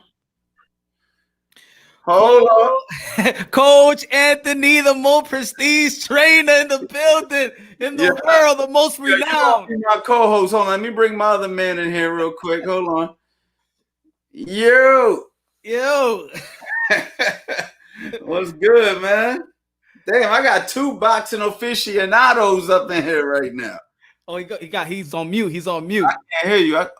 Hold on. I said you got all the knowledge, you know what I'm saying? So what's up, brother? What's going on, brothers? I came in perfect timing because I was doing this with Eddie and his damn phone died in the middle of he's my and his battery. Facts. Blue Bloods in the building. What's good with you? What's good with you, my guy? Everybody in the building right here, man. What's good? What's good, my guys? How y'all doing, man? Talk to me, man. Man, you got all the knowledge, man. I take in what you say, man. I take it literally, you know what I'm saying? Because you got the knowledge, you know what I'm saying? So, I'm a journalist, but I'm a fan, you know what I mean? And you are boxing, you know what I'm saying? So, you got Tevin Farmer, one of my favorite fighters, you know what I'm saying? I like the sweet science more than I like knockouts. I like action, but I like the sweet science, you know what I mean? So I watch all your videos. My son, he's 9 years old. He watch your videos. He learning how to box, you know what I mean? And so, I just wanted to get your take on breaking down Teofimo and Lomachenko and Errol and Danny. All right. Well, I've talked about this a few times in recent times. So like I said about the Teofimo and Lomachenko thing, for me, it's just I don't know what Teofimo, how he's gonna handle that experience at that level when it's presented to him in person. You know what I mean? There's one thing to look good against. I mean, don't get me wrong, he had one good win against a world champion, but with that still being said, he's only done it one time. I need to see what this is somebody, he's fighting somebody who's done this multiple times, and it's like, that's not saying Teofimo doesn't deserve to be there, but at the same time, I don't know enough about him. You dig what I'm saying? So, right. Looking at that fight, I just think that the experience level is going to kick in, is going to be a major factor in that fight. I think that Teofimo's a good fighter. I think that maybe he could have waited a little bit longer. You know what I'm saying? But he took the fight, and hey, man, he's got a chance. He's got more than a puncher's chance. Let's say that. He got more than a puncher's chance, but I'm still going to edge it with the experience. I'm going to run with experience in this particular fight. And when it comes to Danny and Errol Spence, people have been sleeping on Danny for some time now. I don't quite understand why. I mean, he's a proven fighter. Now, whether he wins, loses, or whatever, he's proven that he's durable. He's proven that he could punch. He's proven that he could box when he has to. He's a little bit wide with his punches, but that's actually played to his benefit. I think that Errol Spence Jr. is an aggressive fighter, and sometimes that might play against him against a guy like Danny Garcia if he gets too aggressive. You know what I'm saying? His better bet is boxing Danny, to be honest, in my opinion. Use that little bit of size you got in reach and box him similar to what he did with Mikey Garcia. I wouldn't advise him to try to walk down Danny the way he's walked down other guys in the past, because I've seen Danny in person spar, hit the heavy bag, and hurt guys. And I know Danny's the real deal when it comes to power. Of course, it hasn't shown at 147, but I do believe it's there at 147. I just think you don't knock everybody out sometimes. You know what I mean? Mm-hmm. But if I had to put money on it, I mean, look, Errol Spence is a hell of a fighter. Errol Spence is a dog. We know he's a dog. But, you know, this is a tough fight, man. This is like a 50-50 fight, man. 60-40 at best, leaning toward Errol. But with the car accident, I don't know. Look who we got here. Okay, we got 4 boxing aficionados in The here. champ in the building. I hate to jump back in just to jump the hell back out, but but my phone is not having it right now, yo. Yeah, they came. They seen you. They came right in, Eddie. They were like, "We got you, Coach Ant. We got you." You know. Right. Right. You had the cavalry waiting on you. That's what's up. I just, Right. I'm sorry, I couldn't. I'm kind of unreliable today for whatever reason. I don't know why. No, I don't know. What's your takes on everything? So do you think I'm wrong when I say I pick Errol because I just feel like he have more tools in the toolbox. Like he got more versatility to him than Danny. I think you're on the right track there because a lot of people didn't know that Errol Spence could box until he fought Kel. Again, everybody's names today. Kel Brook. Errol Spence. No, when he fought Kel Mikey Brook, Garcia. Oh, Mikey Garcia. the kid for Headbangers. Lamont Peterson. He showed he could box for the first time on a national stage, and then he fought and he showed he could box again when he fought Mikey Garcia, which is a smaller guy, but he's also showed that he could be scary when he's aggressive. But he also looked basic in his last fight, so it's such a weird dynamic to me. You know what I'm saying? I was not impressed with the Sean Porter performance by Errol Spence, even though he won, because I personally thought that he could have lost that fight. But I was impressed with him when he fought, Lamont, and I was actually impressed with Mikey Garcia too, even though Mikey Garcia is a smaller guy. I thought that he controlled that distance pretty well. I thought that he carried him. He probably could have jumped him a little sooner. And I think that Danny is a counter puncher mainly. Eddie, you know Danny from the amateurs. You actually went to tournaments with him. Tell me a little bit about Danny Garcia and what you think about this fight. With him and Earl, man.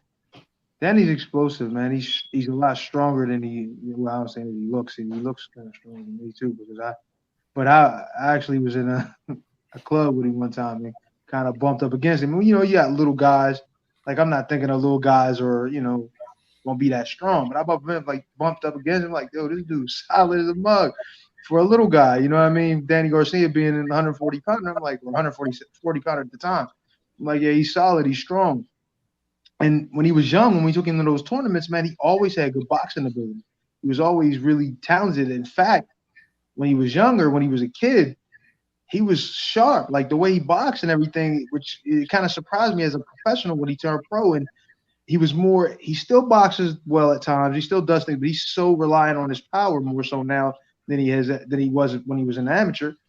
His skill level as an amateur was like off the charts for the age he was. And then I guess when he realized, and this happens to a lot of guys when they turn pro, they realize they really can punch. And when they find that out, they start relying on it more. You know what I'm saying? It becomes a little bit of a crutch, and then they have to find that boxing game again. You know what I'm saying? They got to get put into somewhat of a situation, into maybe go into some uncharted territory, or get with a fighter who's a little bit stronger or hits a little harder. You know what I mean? It kind of forces them to get back on their bike a little bit and box some. You know, but as far as the fight with him and Earl Spence, he's gonna have to find it for real, because Earl's gonna be on his behind the whole time, the whole time. So you know what I mean, Earl's a great body puncher. He is well rounded. He's tough. It's gonna be all right. That's gonna be a tough fight for Danny, and he can pull it out if he does the right things. Oh, you got I probably was on mute. I can't hear Coach. You can hear Coach. Coach, I think you're on mute. Unmute yourself, Coach. Can you hear me now? Yeah. Thanks, Ant. Oh, he's on mute again. I think you're back on mute. I'm about to be on mute because I ain't got but 1% left. Damn. I'm about to be knocked the hell out again. I thought that was only going to be one time. Yeah, now we can. A little bit. Yeah, we can hear you. Not now. Oh, it's going off again. Man, the I think it's your cord. I think it's your cord. Technical difficulties is killing us tonight. Like, I can't stay on the line. He can't. We can't hear Ant. What's the deal? Oh, now he left. Oh my God, it's gonna be unreal. They hijacked the show. There you go. They hijacked the show. Yeah, we can hear you now, Coach. I don't know what's going on because it doesn't say mute. Oh, okay. Are we good? I think it was just your, yeah, you good. You're good now. So, yo, let me ask you, what do y'all think about the car accident? Do y'all think the car accident gonna play an issue? I told the Derek, and he pretty much was like, he's better. I mean, that's we gotta expect that's what he's gonna say, right? Right. He not gonna say, hey, he not looking good. You know what I mean? But you know, Derek said that he believes that he's gonna be much better.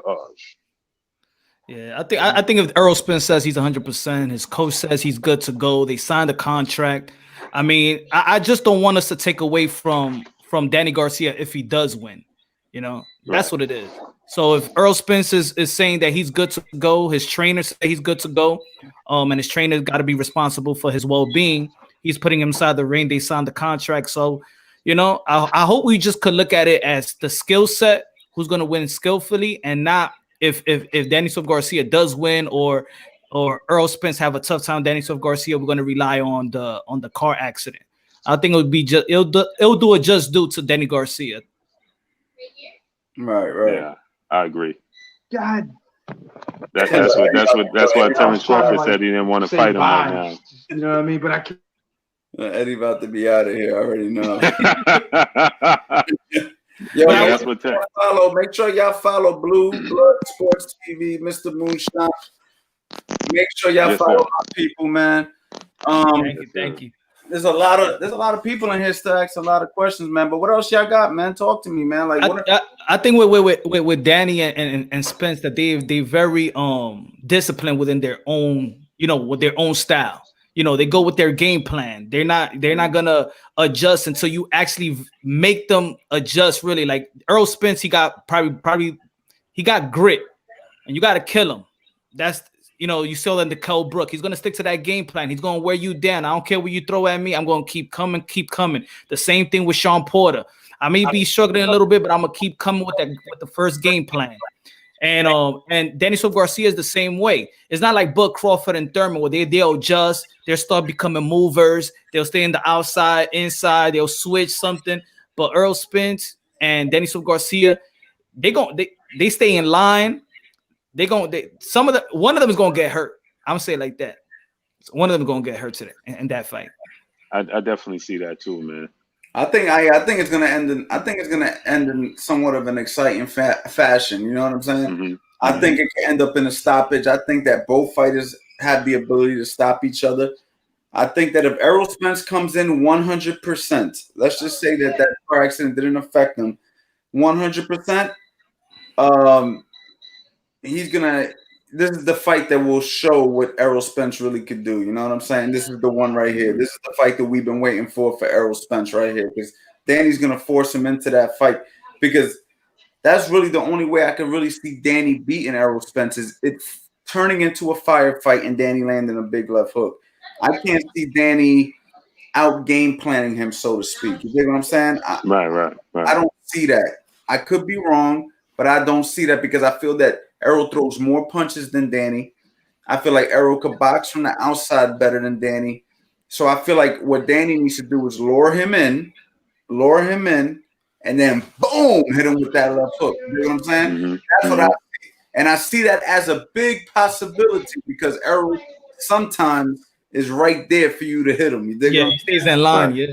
And you know what? Another issue that I see that Errol has is when you come forward at him, he blinds his own offense. He smothers his own. He goes into that high guard like he did with Kell Brook, right? He goes straight back and he's just like this. But if Danny could get that left hook around his high guard and to land on his chin, that could be a problem.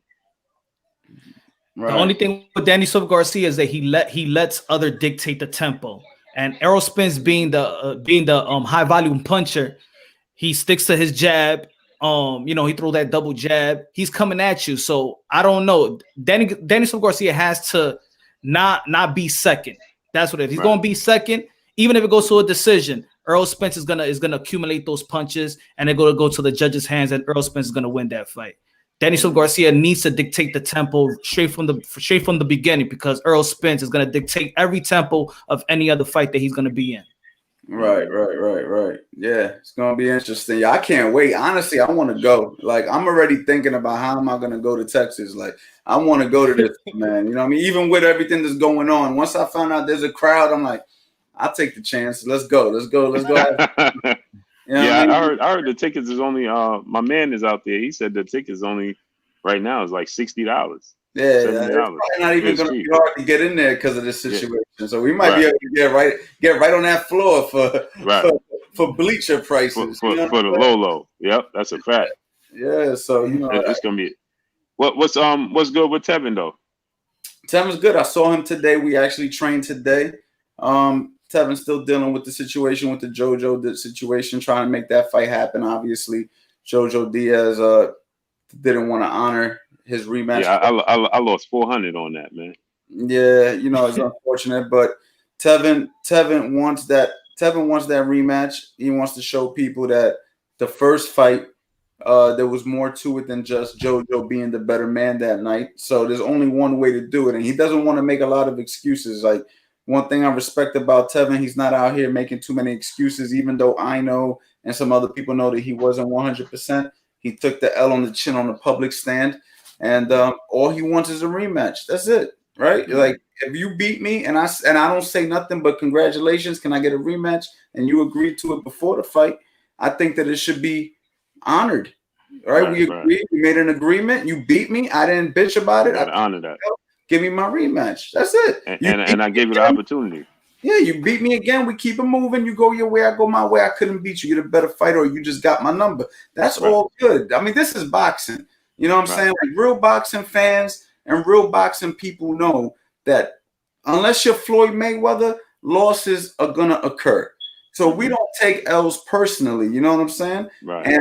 It is what it is. It's part of the game. But you have to honor the rematches if we want a rematch, because you also know that we, just like you beat me one night, I might be able to beat you the next night. You know what I'm saying? So that's all Tevin wants. But yeah, Tevin is working out. He's keeping his body in shape. So when he gets the phone call that yes, this fight's gonna happen, he's not just coming off the couch, eating, being asleep. You know what I'm saying? He's keeping his body in motion. So, you know, that's a good thing, and I think that Tevin is going to be, he's going to be in a much better mental state in his rematch.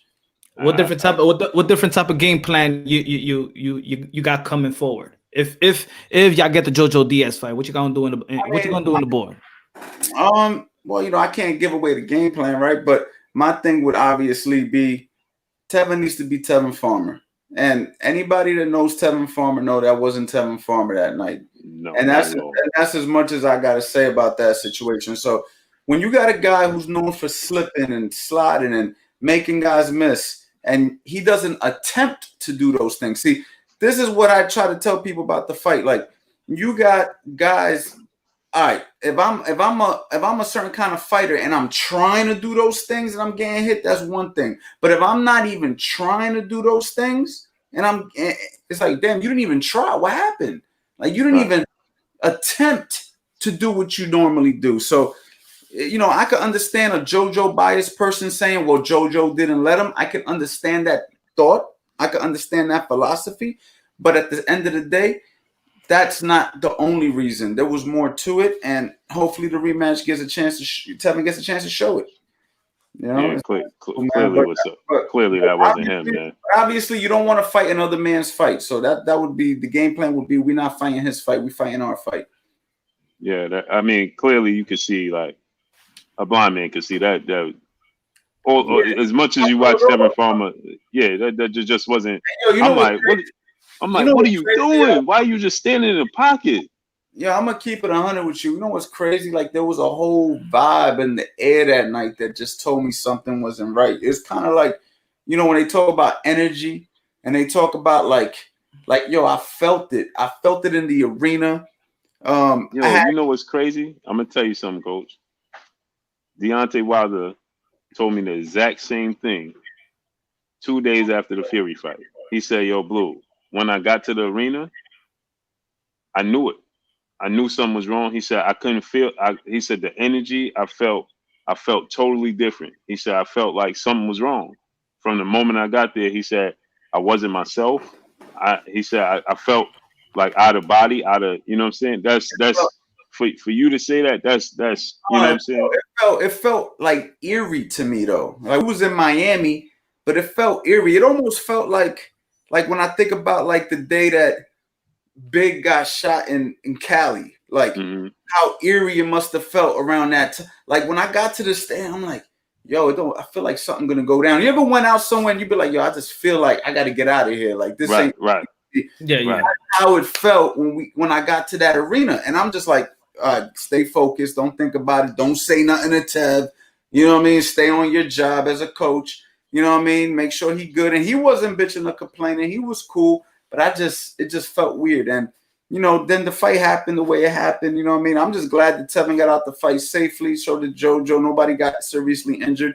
People thought that Tevin was seriously injured. He had to go to the hospital. We had a whole after party and everything set up for Tevin, and he couldn't even show up to it because he had to go to the hospital because they thought something was wrong with his brain because he was doing the twitching. But that was something else. That was due to a poor weight cut or whatever that he had, you know, that he went through, and it was making his body react. But they thought that he had suffered some kind of a brain trauma, and it was just a weird vibe. And then we get back here, and like a month later, we got the pandemic. It was just like 2020. As soon as we rolled into 2020, it was just like weirdness after weirdness after weirdness. You dig what I'm saying?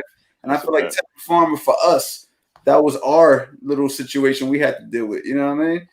Yeah, cause I was for sure. I'm like, man, just stylistically, I can't see JoJo keeping up with him because he's so slick. You know what I mean? But Like, take nothing away from JoJo either. JoJo's a really good fighter. I saw JoJo fight Gary Russell, and I thought he did really, really well in that fight. I thought he did fantastic in that fight. I thought that if he would have pushed a little bit more, he would have won that fight. And I just think that JoJo Diaz is a great fighter as well. We got to give him credit. I think he's underrated. I think he's underrated. I don't think people giving him the props that he deserves either. But I do feel that Tevin can beat him if Tevin does what Tevin's supposed to do. That is, you know what I mean? But Tevin has to be Tevin. If Tevin's not Tevin, then JoJo will win again. But if Tevin is Tevin, then Tevin, you know, Tevin could win that fight 100%, no doubt. You know what I'm saying? As a coach, I was fighting under the IBF rules. How difficult is that 10 pounds rehydration clause, that limit? How tough is that? For Tevin, it's not that bad. Tevin doesn't have real issues with blowing up after fights, and so Tevin didn't really complain about that. It was more so other things that he was more complaining about, as far as how the weight cut was done, not really so much the rehydration. So for Tevin, it's not that bad. For other guys, I can see that being an issue. You know what I mean? Guys who have real hard, severe weight cuts, they got to lose, 20 pounds the week of, stuff like that. But Tevin typically doesn't have to lose that much weight the week of the fight. So it wasn't that bad for him as far as the rehydration part. But yeah, I can see how that could be an issue for some guys, man. That 10-pound rule, I mean, yeah. Some guys can blow up, do that in a couple of hours, you know what I'm saying? And then they got to make sure they step on that scale the next morning and do it again. It ain't easy, man. That's for sure. Yep. Yeah, man. Yeah, but other than that, man, what else we got though? What other fights we got coming up? We got Tank and Leo. Tank, what's your thoughts on that? I just can't see. I just think that Tank is too strong, man. Just physically, I think he's gonna be too strong for Leo. Leo's not a big puncher, and I don't think he is gonna be able to keep Tank off of him. Now, if he can, keep up a high work rate to try to, get Tank to fatigue in the second half of the fight, I could see that being a strong possibility. But the fact that Leo is very, very active and Tank is a good counterpuncher with a lot of power coming from the southpaw stance, and Leo has that twitch in his hand, he kind of give it away, right? With that little twitch he does, you know, with his hand, he kind of give away at times, you know, when he's going to be active. And if Tank could time him and counter him, I just don't see him being able to take the power. And for Leo to say it when he said the other day, I don't know if I could take his power and he could seriously hurt me. So we got to really be on our P's and Q's, especially early in the fight. That's not something you want to say right before a fight. Yeah, I'm like, oh man, You're that's already like talking your way into a knockout. You feel me? right. It's like subconsciously, I got to think that when you're in the ring, you're going to be thinking about it. Right. So it's like, I just can't see Leo being able to deal with that. Maybe he's using that as a decoy. Maybe he's using that as a way to let Javante's guard down so Javante could think he's sweet and then he jump on him too. Who knows? You know what I mean? Yeah, I think Leo's gonna win some rounds, but I think that Javante Davis is gonna be too much. He's gonna take a few to give that one up. That's how I see it. Yeah, and it's not gonna be easy for Leo Santa Cruz at all. But we'll see, man. I mean, Tank looks like that if the right guy's in front of him with some volumes in front of him, that can give Tank some issues. I could see that happening, but I don't know if Leo's the guy to do it, though. He might be just a little too small, you know what I mean? Let me ask you both. Frame. I just can't see it, man. Let me ask you both a question. Do you think Demetrius Andrade career has been a disappointment? I think so. Yeah. I think so because, man, when you got that much talent, man, come on, man. It can't be shelved. It's just shelved. Like, I can't. I've never picked against him. And I can't really even see a scenario where I would pick against him because he's so versatile with so much power. And he's so smooth and slick. And, you know, it's like he's made for boxing. So I just can't. I would have a hard time picking against him. Now, there's 50-50 fights. I see Jamal and Canelo, you know, Triple G. I think he could whitewash Triple G. Yeah. You know, Billy Joe Saunders. I thought he was going to beat Billy Joe Saunders. You know what I mean? But it's like, to me, I feel like he's comfortable being on the shelf. Yeah. I got Demetrius Andrade beating everybody, and I get the 50-50 to Canelo. But I see him.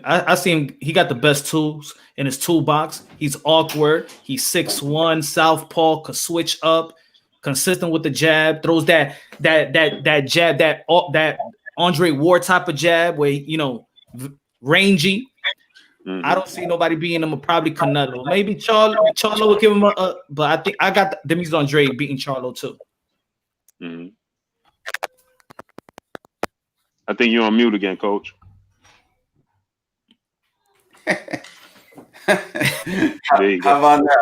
Okay. You good now?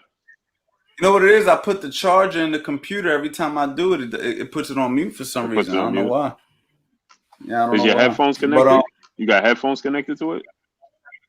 I got a mic connected to it. Oh, that's why. Unplug the mic. Oh, is that what it is? Yeah. Got it. Okay.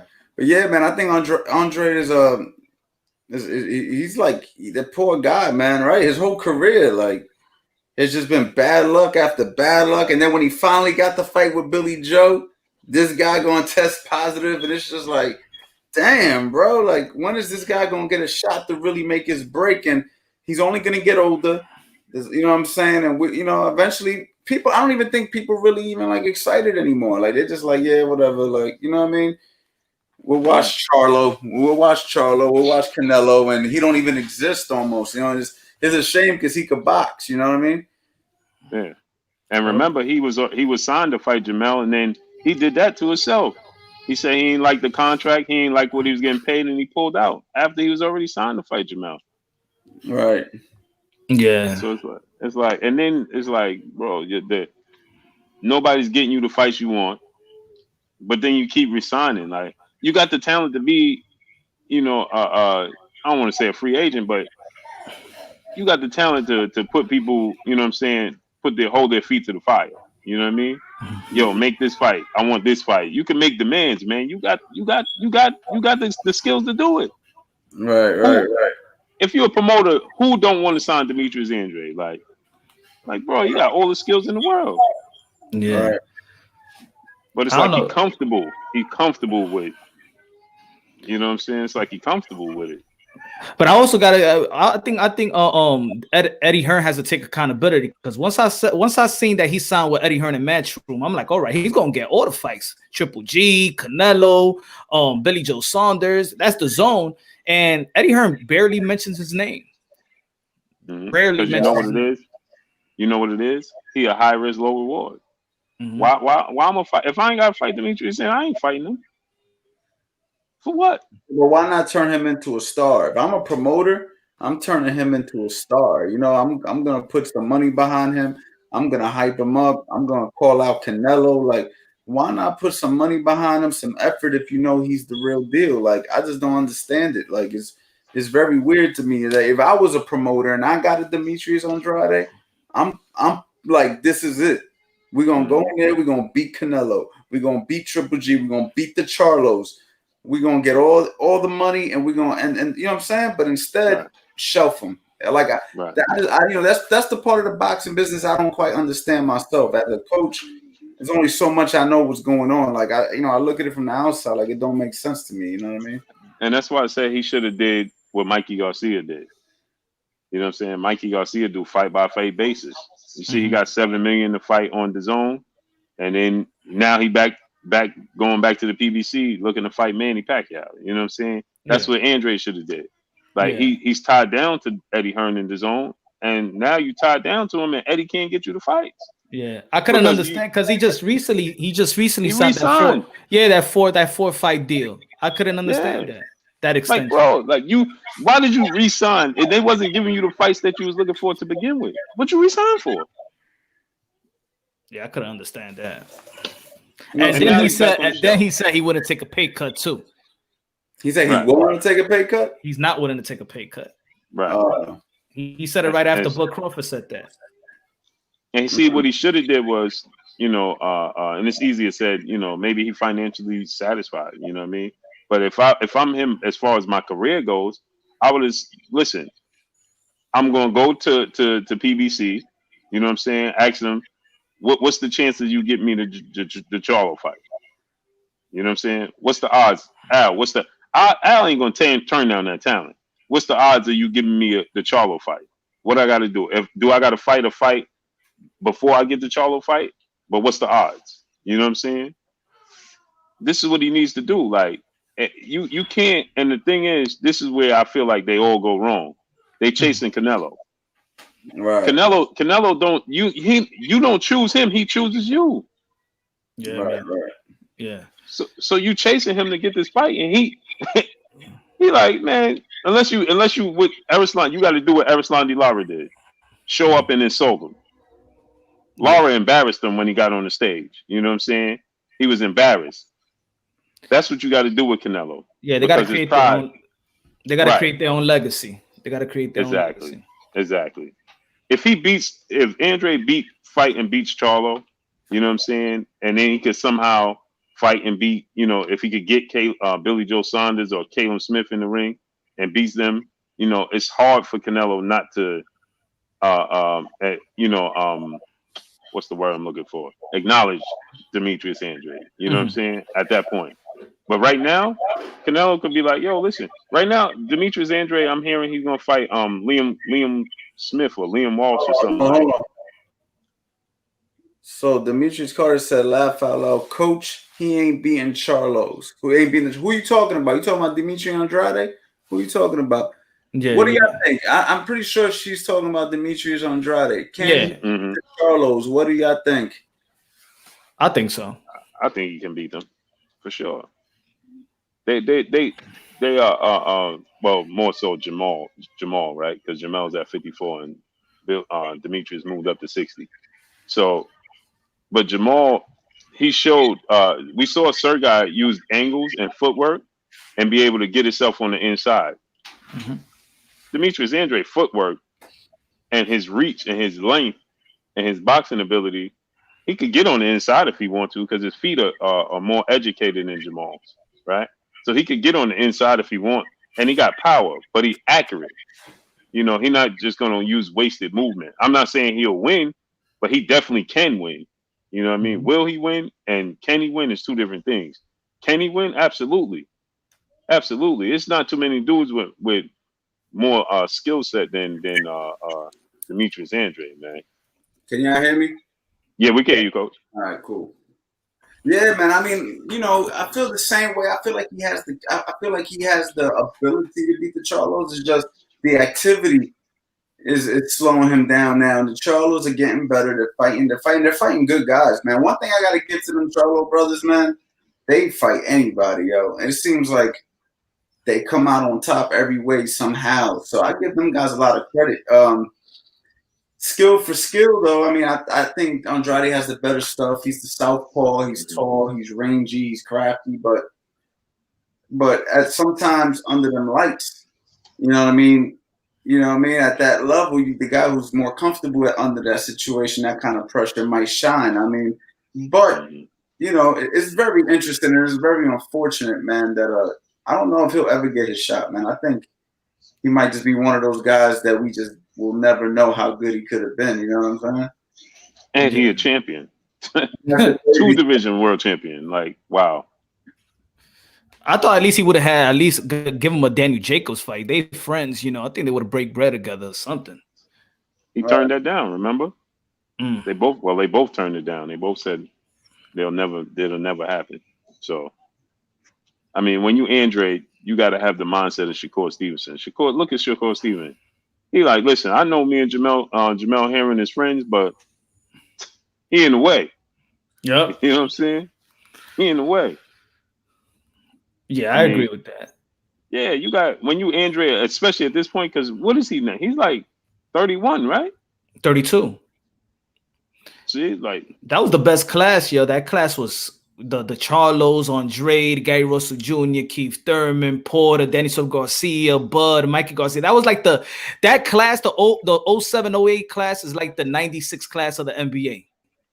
That was a beautiful class. You got some love here, Punch Drunk. What it do, man? Yes, sir. Man, I love Demetrius Andre's skill set, man. Hell it's yeah. It's like we just I don't, like Coach said, I don't think we ever gonna see it. Matt is the level of opponents he's facing is never gonna come out. Yeah. You know, we're never gonna see it on full display. Yeah, question right here, yo. Who can beat Style? Who can beat Tank Style? Oh man. I think Slick Boxers, because his last fight, we saw, you know, his power didn't show up like we thought it was going to be, right? Because Gamboa hit the deck a few times, right? And Gamboa proved to be chinny at times, right? So all the time, right. So we seen him drop, we seen him, you know, hurt. Now he always gets up, but we seen him in those vulnerable positions, right? I expect, and then to blow his Achilles out in what, the second round, and make it to the 12th. That was actually one of his better performances, you know? Yeah, right. Yeah, it was like I'm like he blew his shoe out, like literally. You know what I'm saying? That like wiped away all my memories of him getting stopped in fights and everything. I was like, all right, Gamboa, you know what I'm saying? Like you just earned all the respect back, like you know what I mean? Yeah, I think T.O. or Devin Haney will get the best of Tank. Teofimo? You think Teofimo could beat? Yeah, I think so. I don't know. I think Teofimo opens himself too much to be able to deal with Tank. I think Devin Haney and Shakur Stevenson, that's the problem for him. Yeah, that movement, that smoke Tank. You think Ryan Garcia? That's what I'm telling you with the comment. Oh, yeah. No, Ryan Garcia, his footwork he got his blazing hand speed, but his footwork is man, you got to be able to get out of the way of Tank. Yeah, I gotta see Ryan Garcia implement some body shots first, so for me to say that, because I think he just got, he got a couple of jabs, and the left hook, but I gotta see more than that. But his Ryan Garcia height, yeah, he's tall. For him to try to reach down to Tank's body often, yeah, could be a problem.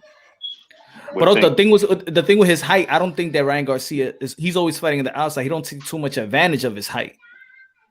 In the fights that I've seen, you know. But he fights tall at times. You know what I mean? I don't mean tall, but he fights straight up. Mm-hmm. He's like standing straight up at times. Yeah. That could be a problem when you're dealing with Tank.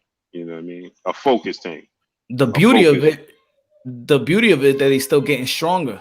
They still not even up to that man strength yet. They're 22, 21. So imagine 25. All of them. Shakur, Devin Haney. On 26. Oh yeah, Tank, Tank. But the other guys, like let's say with the Teofimo Lopez, Lomachenko, you know, we haven't seen Tio in 10 months. His power is still increasing. His speed is still increasing. Now, Lomachenko, he's in the plateau area right now. He's in the back end of his prime career. Still in his prime, in my opinion, but the back end of his prime. So, and you know, another thing is what concerns me about Lomachenko is he's been out the ring for over a year, mm-hmm. and he looked like he was showing signs of slippages against Luke Campbell at times. He was hurt at least 3 times in that fight, and he looked like a raccoon versus Pedraza. He sure did. So to get in there with, like you said, Teofimo is young. You know what I mean? He's only going to get better every day.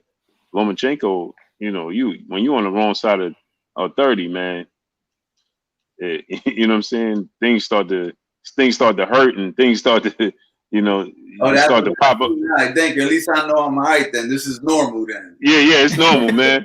Me, I'm on the wrong side of 40 now, so